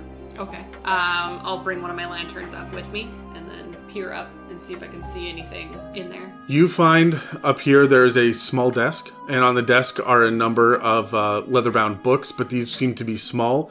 You would be able to recognize immediately that these are journals. These are not published books. And beside the desk is another short stool as well. The desk has no drawers that are there. Look like the drawers have been pulled out. Mm-hmm. And it seems to be just an empty, simple desk up there with a couple of candles on top that have been half burned. There's a pen with an inkwell sitting beside of it. There are also all sorts of markings that are brown all over the ceiling. There's no walls to speak of because this entire area is just slanted in all 4 directions to be a pointed roof at the very top. So as you come up, you have to duck, and in the very center of the room, it is the tallest. Also in the very center of this room, there is a small bed that does not have a mattress on it. It does have a number of chains draping off of it, though, and it is also stained brown. There are a number of different tools like scissors and knife and a large saw that are beside it as well. And there are pieces of paper that are hanging by strings littered all through this area, hanging down from the roof. And on the pieces of paper, you can see that there are more of these markings scrawled on, each one slightly differently. And beside the desk is a small filing cabinet, and the bottom drawer seems to be open, just a crack. Well, I will cautiously make my way over to the desk, probably trying to stay in the more tall spots of the attic with my lantern, and I'll have a look inside the filing cabinet. Inside the filing cabinet, you see a number of wallets. I'll pick up one of the wallets. And this seems to be a wallet that belongs to a young man who is, it says that there's some identification in there that puts him at about 19 years old by your math. So he would have been born in 1899. And there's even some small bills in there and the small crumpled flower inside the wallet, and that's it. Is there another drawer to this cabinet? There's a top drawer as well. Yeah. We'll try and pull it open. And it opens right up. Okay. And inside there are a number of documents, and it takes you no time at all to discover that the deed, sure enough, is in there, along with a will and testament, and a number of different holdings, a couple of maps of different places, including the logging site that's nearby as well. And they don't really mean anything to you, a lot of these legal documentations. It looks like where a lot of his work was, and a lot of the legal work is in this. This is all the stuff that you've been missing. Excellent. I will quickly snatch as much of that as I can and bundle it up in my arms. Yep. I am going to take a minute to go through the wallets and just take the identifications out.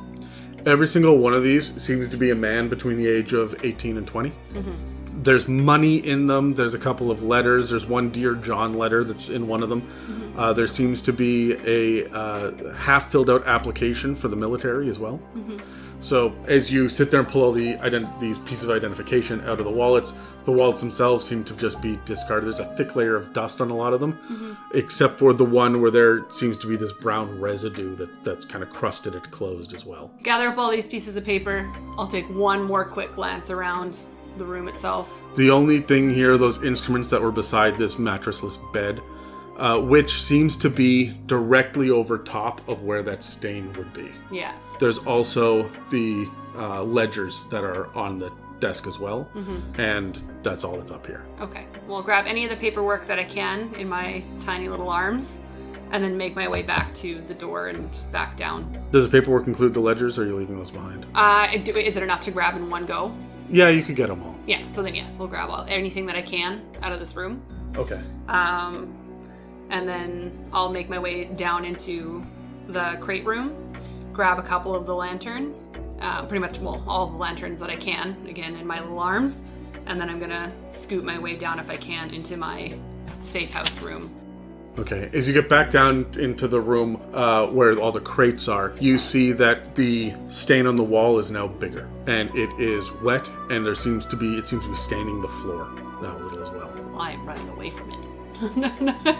I have no interest in attempting that again. Yeah, I think my instinct right now is to get to a place of safety, so I'm gonna scoot myself as quickly as I can. I'm actually gonna try not to look at anything specific. Like, I'm not gonna look at the crates when I try and pass the room with the crucifix. I'm gonna try not to look in that room.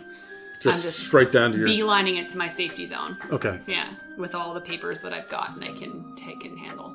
Okay.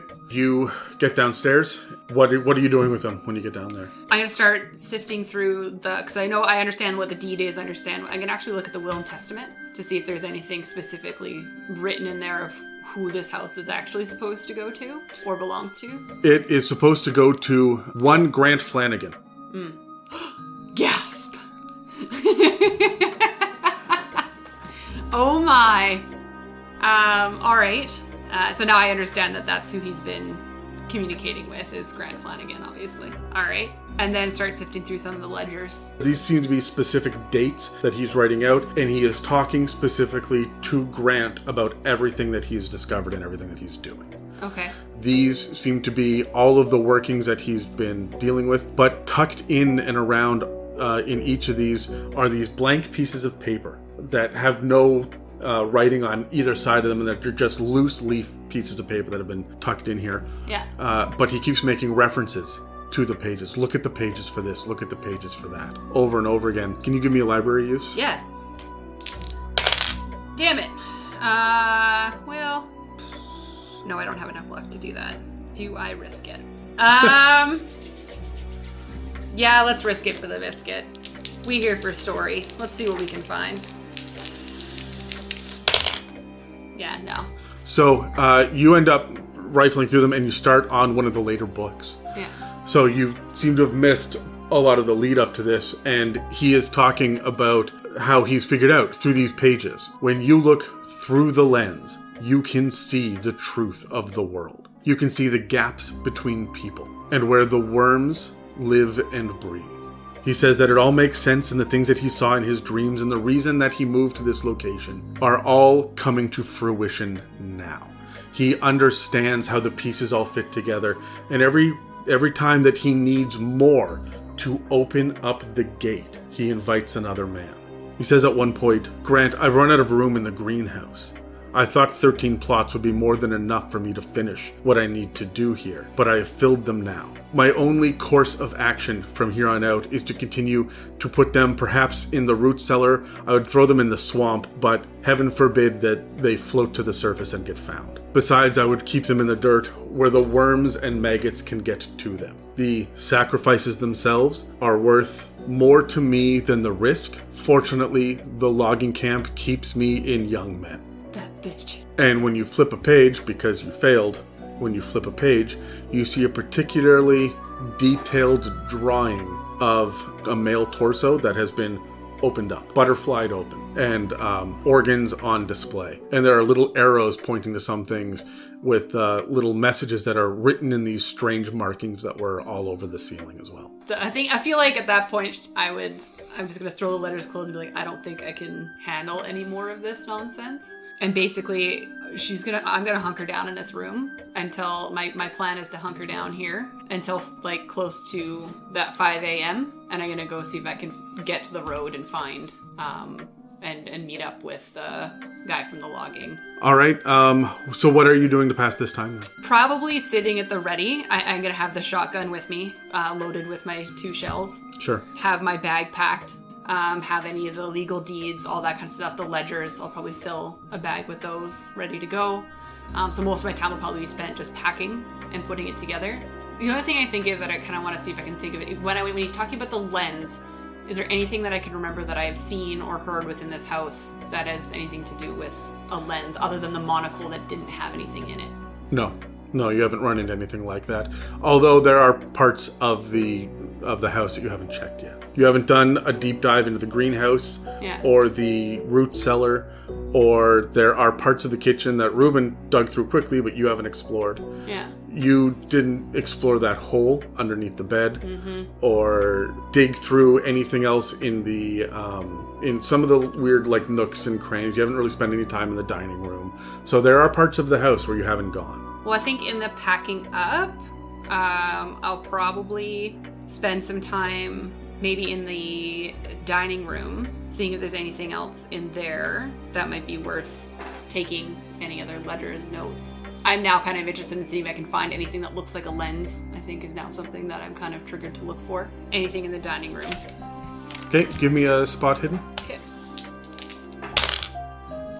Oh, nope. It's a 99? Yeah. You step into the dining room, and with the shadows that are being cast here and that low hanging chandelier, it feels as if this room is moving every time that you take a step. The shadows consistently shift with the lantern light, and it is starting to sketch you out, and to stay here any longer is going to cause you to start rolling sanity checks. Yeah. No, I'll duck out. Absolutely. No, thank you. And then with that, I'll probably scooch into the kitchen, and in fear of running into anything specific, I might actually start rummaging through the drawers a little bit more. More looking for not only the things that I have in mind, but even maybe like sharper knives or anything that I feel like could protect myself. 39 is a success. You are able to find, of course, a cleaver Yeah. and other sharp knives and whatnot. As far as arming yourself and having weapons, absolutely you are. You can find that. You also discover that while you were in the kitchen that you had left the door open, and there are now flies that are starting to come up into the kitchen as well. Oh, good. You do not find any sense of a lens anywhere. You are distracted while you were looking through this area by what sounds like a scratching noise up above. Like coming from upstairs? I will close the cellar door, though, once I notice that I've left it open. I will go over and I will close it. Okay. Make sure that all the windows and stuff are still shuttered. And then I'll go over to the staircase and just peer up it and see if I see anything just upstairs, and just have a sit and a listen. Give me a listen check and a spot hidden as well. Alright, I'll start with listen. That's a fail. You do hear scratching noises from up there, but it's impossible to tell. It's right at the edge of your perception. You're barely able to make them out. You know they're coming from somewhere above you, but is it a branch against the house? Were there trees close enough? Mm-hmm. It's difficult to tell. Yeah. And then for my spot hidden, I will spend 2 luck to make that a success. You see not a shadow, but a dark form run across the top of the stairs. It's small, the size of about a cat, but it scurries. Yeah, no, I have no interest in attempting to find out what that is, so I'm going to back into my safety zone where all my lights and my safety stuff is. Okay. And go back to my hunkering down plan until light. The only thing that is keeping you company now is the scratching noises upstairs and the ticking of the grandfather clock. Mm-hmm. You do hear at the very edge of your perception the crackle of fire, the bubbling of the fountain, and distant howls. Do you sleep? No. Okay, this will be the 3rd night that you are unable to get a good night's sleep. And so I would like you to roll a constitution check to stay awake. 44 is a pass. Okay, so you're able to stay awake, but you are pushing now the levels of your own exhaustion. And things are getting a little bit hazy. You're getting a little tunnel vision. You're going to be rolling sanity saves with disadvantage until you get some sleep. Okay. And power. What do you do while you stay up all night? Probably more reading, to be honest with you. I've got my lantern with me. I'm not going to sleep, so I might as well just keep What are you reading? reading stuff. I'll probably continue sifting through the ledgers a little bit more. I might as well. I kind of think to myself, seeing if there is any more information about the stones and their connection to what he's doing. Because I feel like I am naturally putting together, there have been some murders here in my mind. Their bodies might be hidden within these, either the cellar or in the garden. That's like the plots might be burial plots. Like I feel like I am starting to put some of those pieces together, whether I think they're true or not. And so I'm just trying to figure out what the sacrifices he's talking about and what they're for. What exactly his goal for these sacrifices are. And then maybe a little bit more information about what this lens is. I think is what I'm more hunting for in these ledgers now, is my hyper focus. Okay, let's roll a library use. Okay. Ooh, yay! 40, it meets. Does that mean I succeed? Yep. Okay. The passages are grim. They speak of how he dreams of a place where worms and rot cover the landscape, where he sees the ground that moves and wriggles and roils, and it is just maggot and worm beneath his feet. And the gods walk here, but they peer over the horizon and look down at him. Great gods with hideous maws and thousands of eyes. He first dreamt of them when staying here for shelter during a hurricane, and he has been obsessed, taken with these ideas, and has dreamt of them every night since.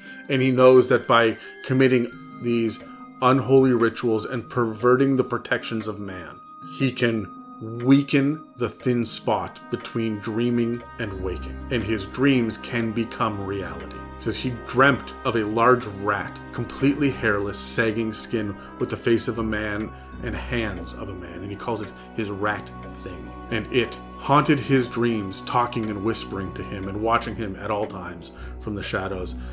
And now it lives. It is real, and he has made it manifest. This may be the thing that you saw. Upstairs. I would like you to roll a sanity save as that connects. 3. Success. Yes, extreme success. Yes. He speaks more about how the sacrificing the blood that leaches down, that is allowed to rot the wood of the house itself, will create a barrier between this world and the world of rot. And this is a doorway that he is making. And he figured that he would be able to do it in only a few places, using the wetness of humanity to bring rot and decay into the world. Which is why he needed to come to a swamp, a place so humid. This is the perfect place for this kind of thing to happen. But it's taking more than he realized it would, because of all of the faith of the people around, and the fact that a chapel went in merely 10 miles away up at the logging camp. He's had to counteract it with his own horrible temple, where he puts the flesh of his sacrifices inside the mouth of the savior of humanity, which means you touched rotten human flesh. I did. Sanity check. 42 is a fail. Okay, let's roll a d8. Okay. 6.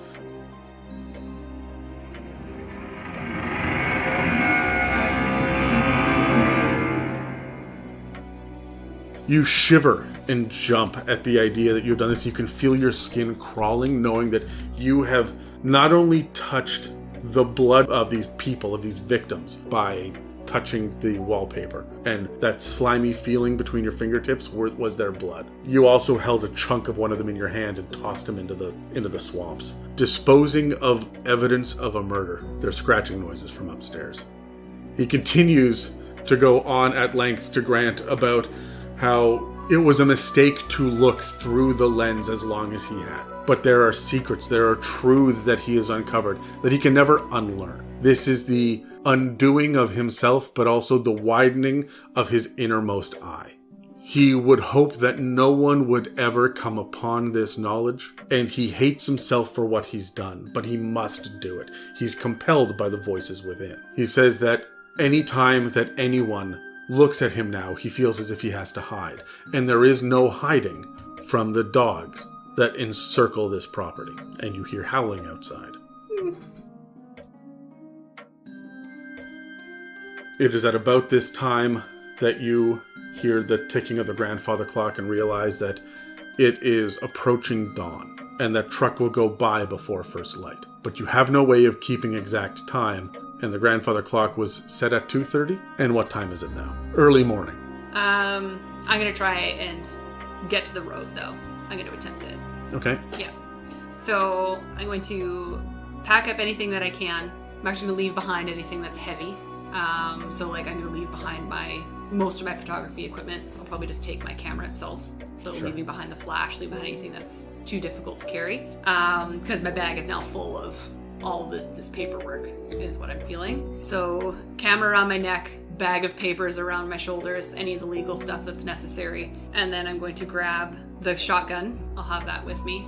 And then I do have a handgun in one of my bags as well, but I'll feel like the shotgun is louder, so I'll keep that on my hand. And then I will attempt to go as quickly as I can down the pathway to the road with a lantern. The moment that door opens, you see 3 dogs standing on the path between you and the gate. One of them looks like a mastiff, another one looks like a Doberman, and then there's this albino shepherd that's there as well. I'm going to take a shot at the albino one with the shotgun. Son of a bitch. The shotgun goes off, and it hits the dirt, and it explodes, and the dogs all yelp and jump back, and then start to growl, hostile now.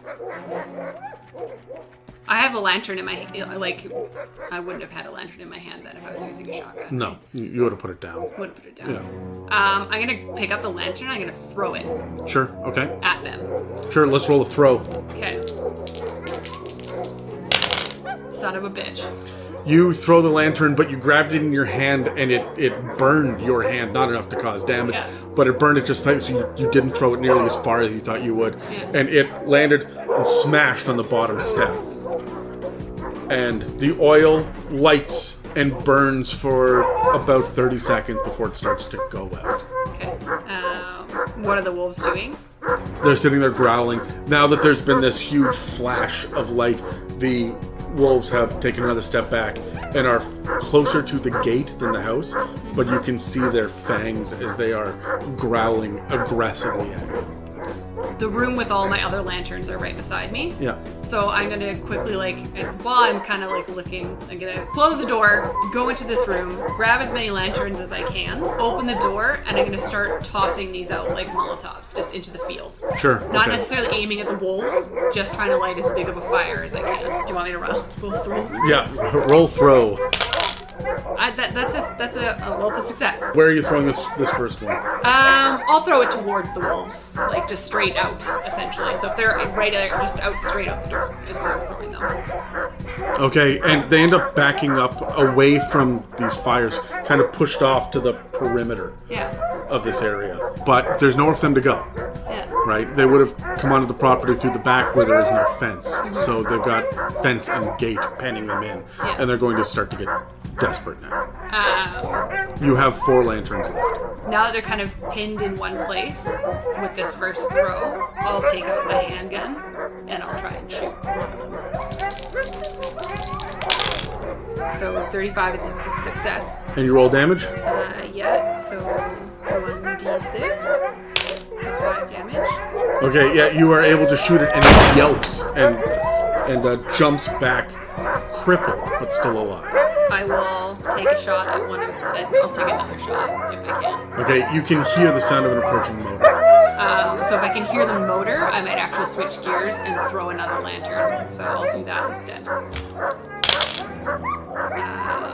That is a...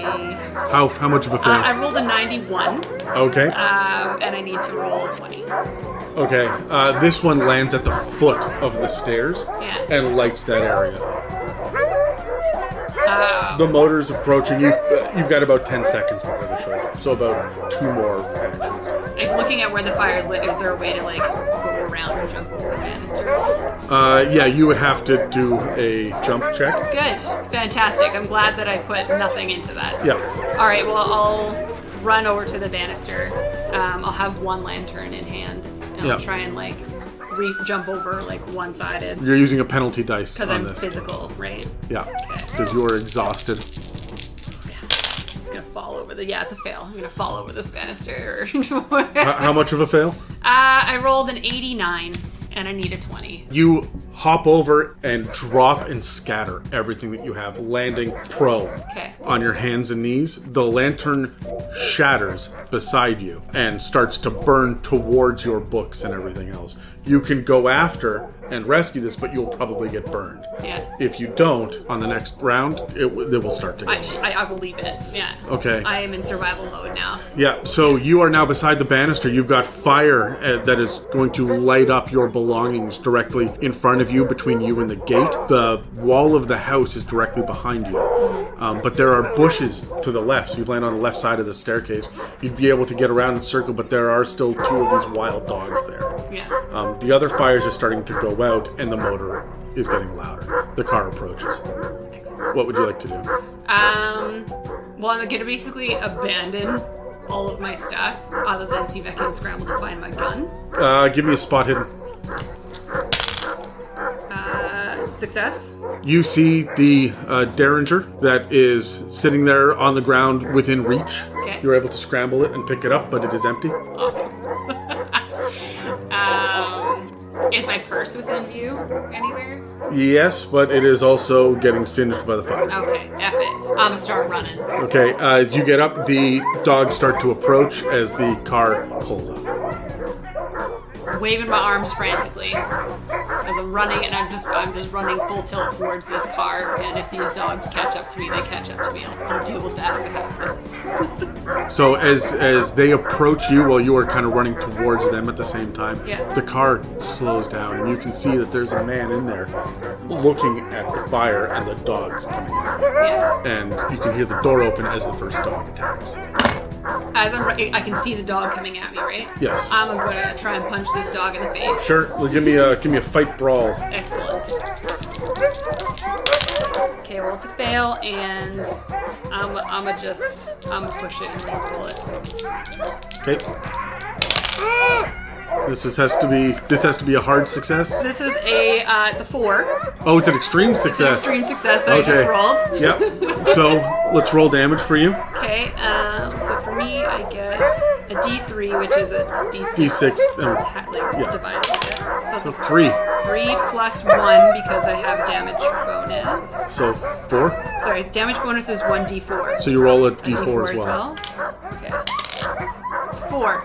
This dog jumps at you, and you are able to get these rings that you are wearing act as brass knuckles, and they just shatter its jaw, knocking it out down to 0 hit points. The other dog barks loudly.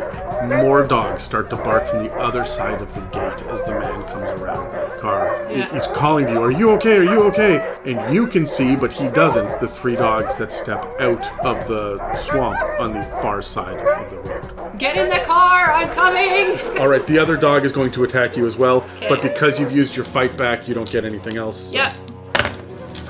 That is a success, but not an extreme success. It's 5 points of damage as it sinks its teeth into you. Yeah. And I would like you to make a sanity save because this is one of your phobias. Yes. Success! Okay, you are able to, from the pure fear, the adrenaline, the fact that you knocked one of these things down already, you are able to keep your wits about you as this thing sinks its teeth into your arm. The man itself starts yelling and coming towards you. You need to roll a persuade. Yeah. I need to roll 60, so it's a fail. What's the worst that could happen? You're gonna push it? I'm doing it. Re-rolling. Yes! It's an 8! It's an 8. You tell him to get back in the car, and he stops and looks behind him and sees the dogs that are there, and he's going to run. And they're going to run at the same time. One of them is going to catch him as he dives into the car, and is going to bite at him and miss. And so he is going to... What does he do? He actually hits it. Latches out with his foot and hits it for 2 points of damage, and then slams the car door shut. And he sits there and he's looking at you. Right. And he's waving at you. It is your turn. Okay. You have a dog that is at you, that is biting at you, and there are 3 other dogs at the car. Yeah. What would you like to do? Does this dog still have like attachment of my arm, or is he bitten and let go? He's bitten and let go. Okay, I'm running as fast as I can just to this car. Okay. Lining it. I don't know how much is it. It's like a run as fast as I can, or What's your movement? the movement is 7. Okay, so that's how many yards you can go. Yeah. So you can get about halfway across this area. Okay. Before your turn is done, essentially. Okay. I'll just keep running. The dog is going to be at your heels, attacking again as it comes at you. What would you like to do to? I'll do a. You know, try to smack at it with your rings again. Yeah. Okay. I'll do it. Success. Okay, it got a failure, so you do hit. Okay, so this is 1d3 plus 1d4. so that would be 2 damage. 2 damage. Yeah. Okay, so with 2 damage to this dog, it is still very much on your heels. The other dogs are now circling around. Another one is between you and the car. Okay. Okay. I will keep running, and then You get to the gate. okay. Are you jumping over, or are you taking the time to open it up? I will take the time to open it. Okay. So this is going to end your turn, but the gate is open now. And there is another dog that circles around, so you have 2 in front of you and 1 behind you. Okay. And 2 of them, the one behind you and the first one that is in front of you, are both going to attack. Okay. You are about 4 yards now from the car. Yeah. You can hear him inside screaming to get in the car, and you can see that there's a pack of dogs further down. So the one behind you is going to bite. What are you doing while he... I'll attack back. Fail. that is okay because he failed as well. Okay. But the other one is going to get an attack. That's a success. That is 8 points. 8 points? 8 points. Okay. How are you doing? I have 1 point of health left. You have 1 hit point left? Yeah. Okay. As he's chewing on you, you can feel him tearing the muscle away from your calf. Excellent. You are bloody and beaten and bruised and covered in mud, and everything you have is left behind. Oh, you. yeah. What would you like to do? I'm 4 yards away. Yeah. I'm going to power through the pain and just get to the car and see if I can get in it as fast as I can. Sure, you're going to have to run past that other dog, though, so it's going to get the opportunity to attack you, but you can attack it as well. Okay. Or could I attempt to dodge it as I'm running by? Yes, but it'll have its attack, but you And can then dodge I can try it. to dodge it. Yeah. Okay. Okay. That's what I'm going to try and do. Okay. Doing it. I would have failed anyway, so why not?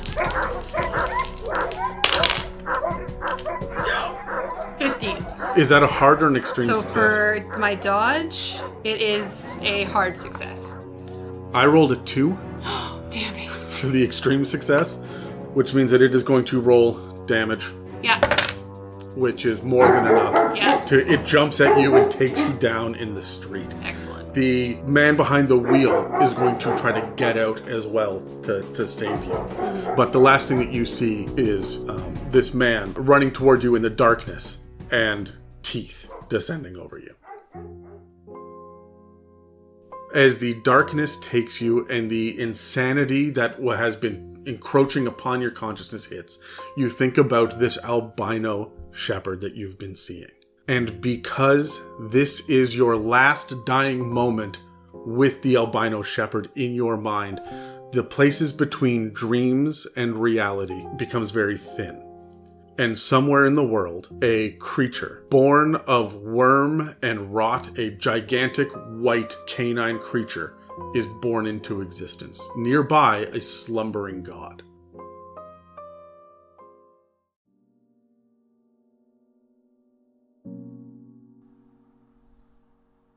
Days later, Reuben returns to find a car abandoned in front of the house. He and his driver find burn marks on the front of the house, and the interior is in disarray. No evidence is ever found of either Louise Knox or the Good Samaritan who had stopped to help her, and Reuben is left to his own devices to get the house empty and ready for resale. Nervous and superstitious, he spends his days worrying about the young, pretty photographer who disappeared, while he spends his nights dreaming of a wooden savior who sits on the edge of his bed and pets a large rat with a man's face and hands. Both of them whisper to him about sacrificial bloodlines, forbidden knowledges, and the swarm that will eat the world. He would be terrified if not for the calming effect of the quartz he found downstairs. The colors within remind him of swirling waters, or perhaps a deep, crimson aurora borealis that paints a snowy landscape somewhere in the north.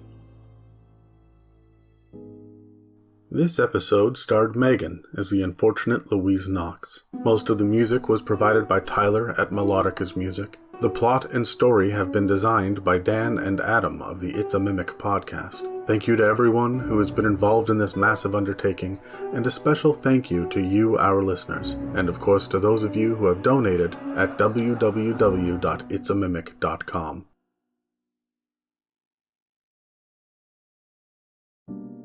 Elsewhere in the world, as the Great War spills into Africa, a single grenade explodes in northern Egypt, uncovering an unusual pyramid on the outskirts of Giza. At the exact same moment that two young librarians decide to open an illegal speakeasy in Jacksonville, Florida. 1,000 miles north, a teenage girl named Charity is learning about a different inheritance and receives a train ticket to North Carolina to receive her mysterious father's unfathomable fortune. At the same time, a large, hulking man with a big black beard returns home early from the war to take care of his distraught mother and the family property. An Inuit boy is celebrating his successful rite of passage into manhood in the frigid lands of the Yukon Territories, while a Canadian girl almost 1,800 miles away sets her heart on becoming a nurse. On the other side of the Great White North, a French-Canadian detective pulls his trigger and kills a criminal, his own son. His screams of anguish are mirrored in the mind of an American spy in Munich who is actively burning the last of his identification papers while he makes plans to disappear into the chaos of the final days of the Great War and assume a new identity as a big game hunter so he may fulfill a promise to a dead man. And while Louise Knox feels the gnashing teeth of wild dogs tear at her flesh and takes her last terrified breath, her blood seeps into the soil on the outskirts of Amelia, Louisiana, and a baleful, otherworldly howl from a creature summoned by a scared girl's nightmares echoes in the farthest wilderness of Canada through the valley that surrounds the small town of Radiance, Yukon. A well-natured miner named Bernice hears it and is startled. He jumps and trips on something in the snow. His heart pounds as he looks down at the lump of porous metal sticking out of the ground, and as human skin comes in contact with the metal for the first time in over 2,000 years, something wriggles deep inside the strange element, and the messenger of the gods stirs restlessly miles below the prospector's feet. The pieces are now in motion, and humanity takes its first steps towards the apocalypse that awaits it. These strangers and 10 others are all that stands between the human race and the brink of chaotic oblivion. Join me on the 13th of every month for the next year as we move from the deep dark of Radiance to explore other paths. Who will live and who will die, and what perils lie upon the many roads to Amelia.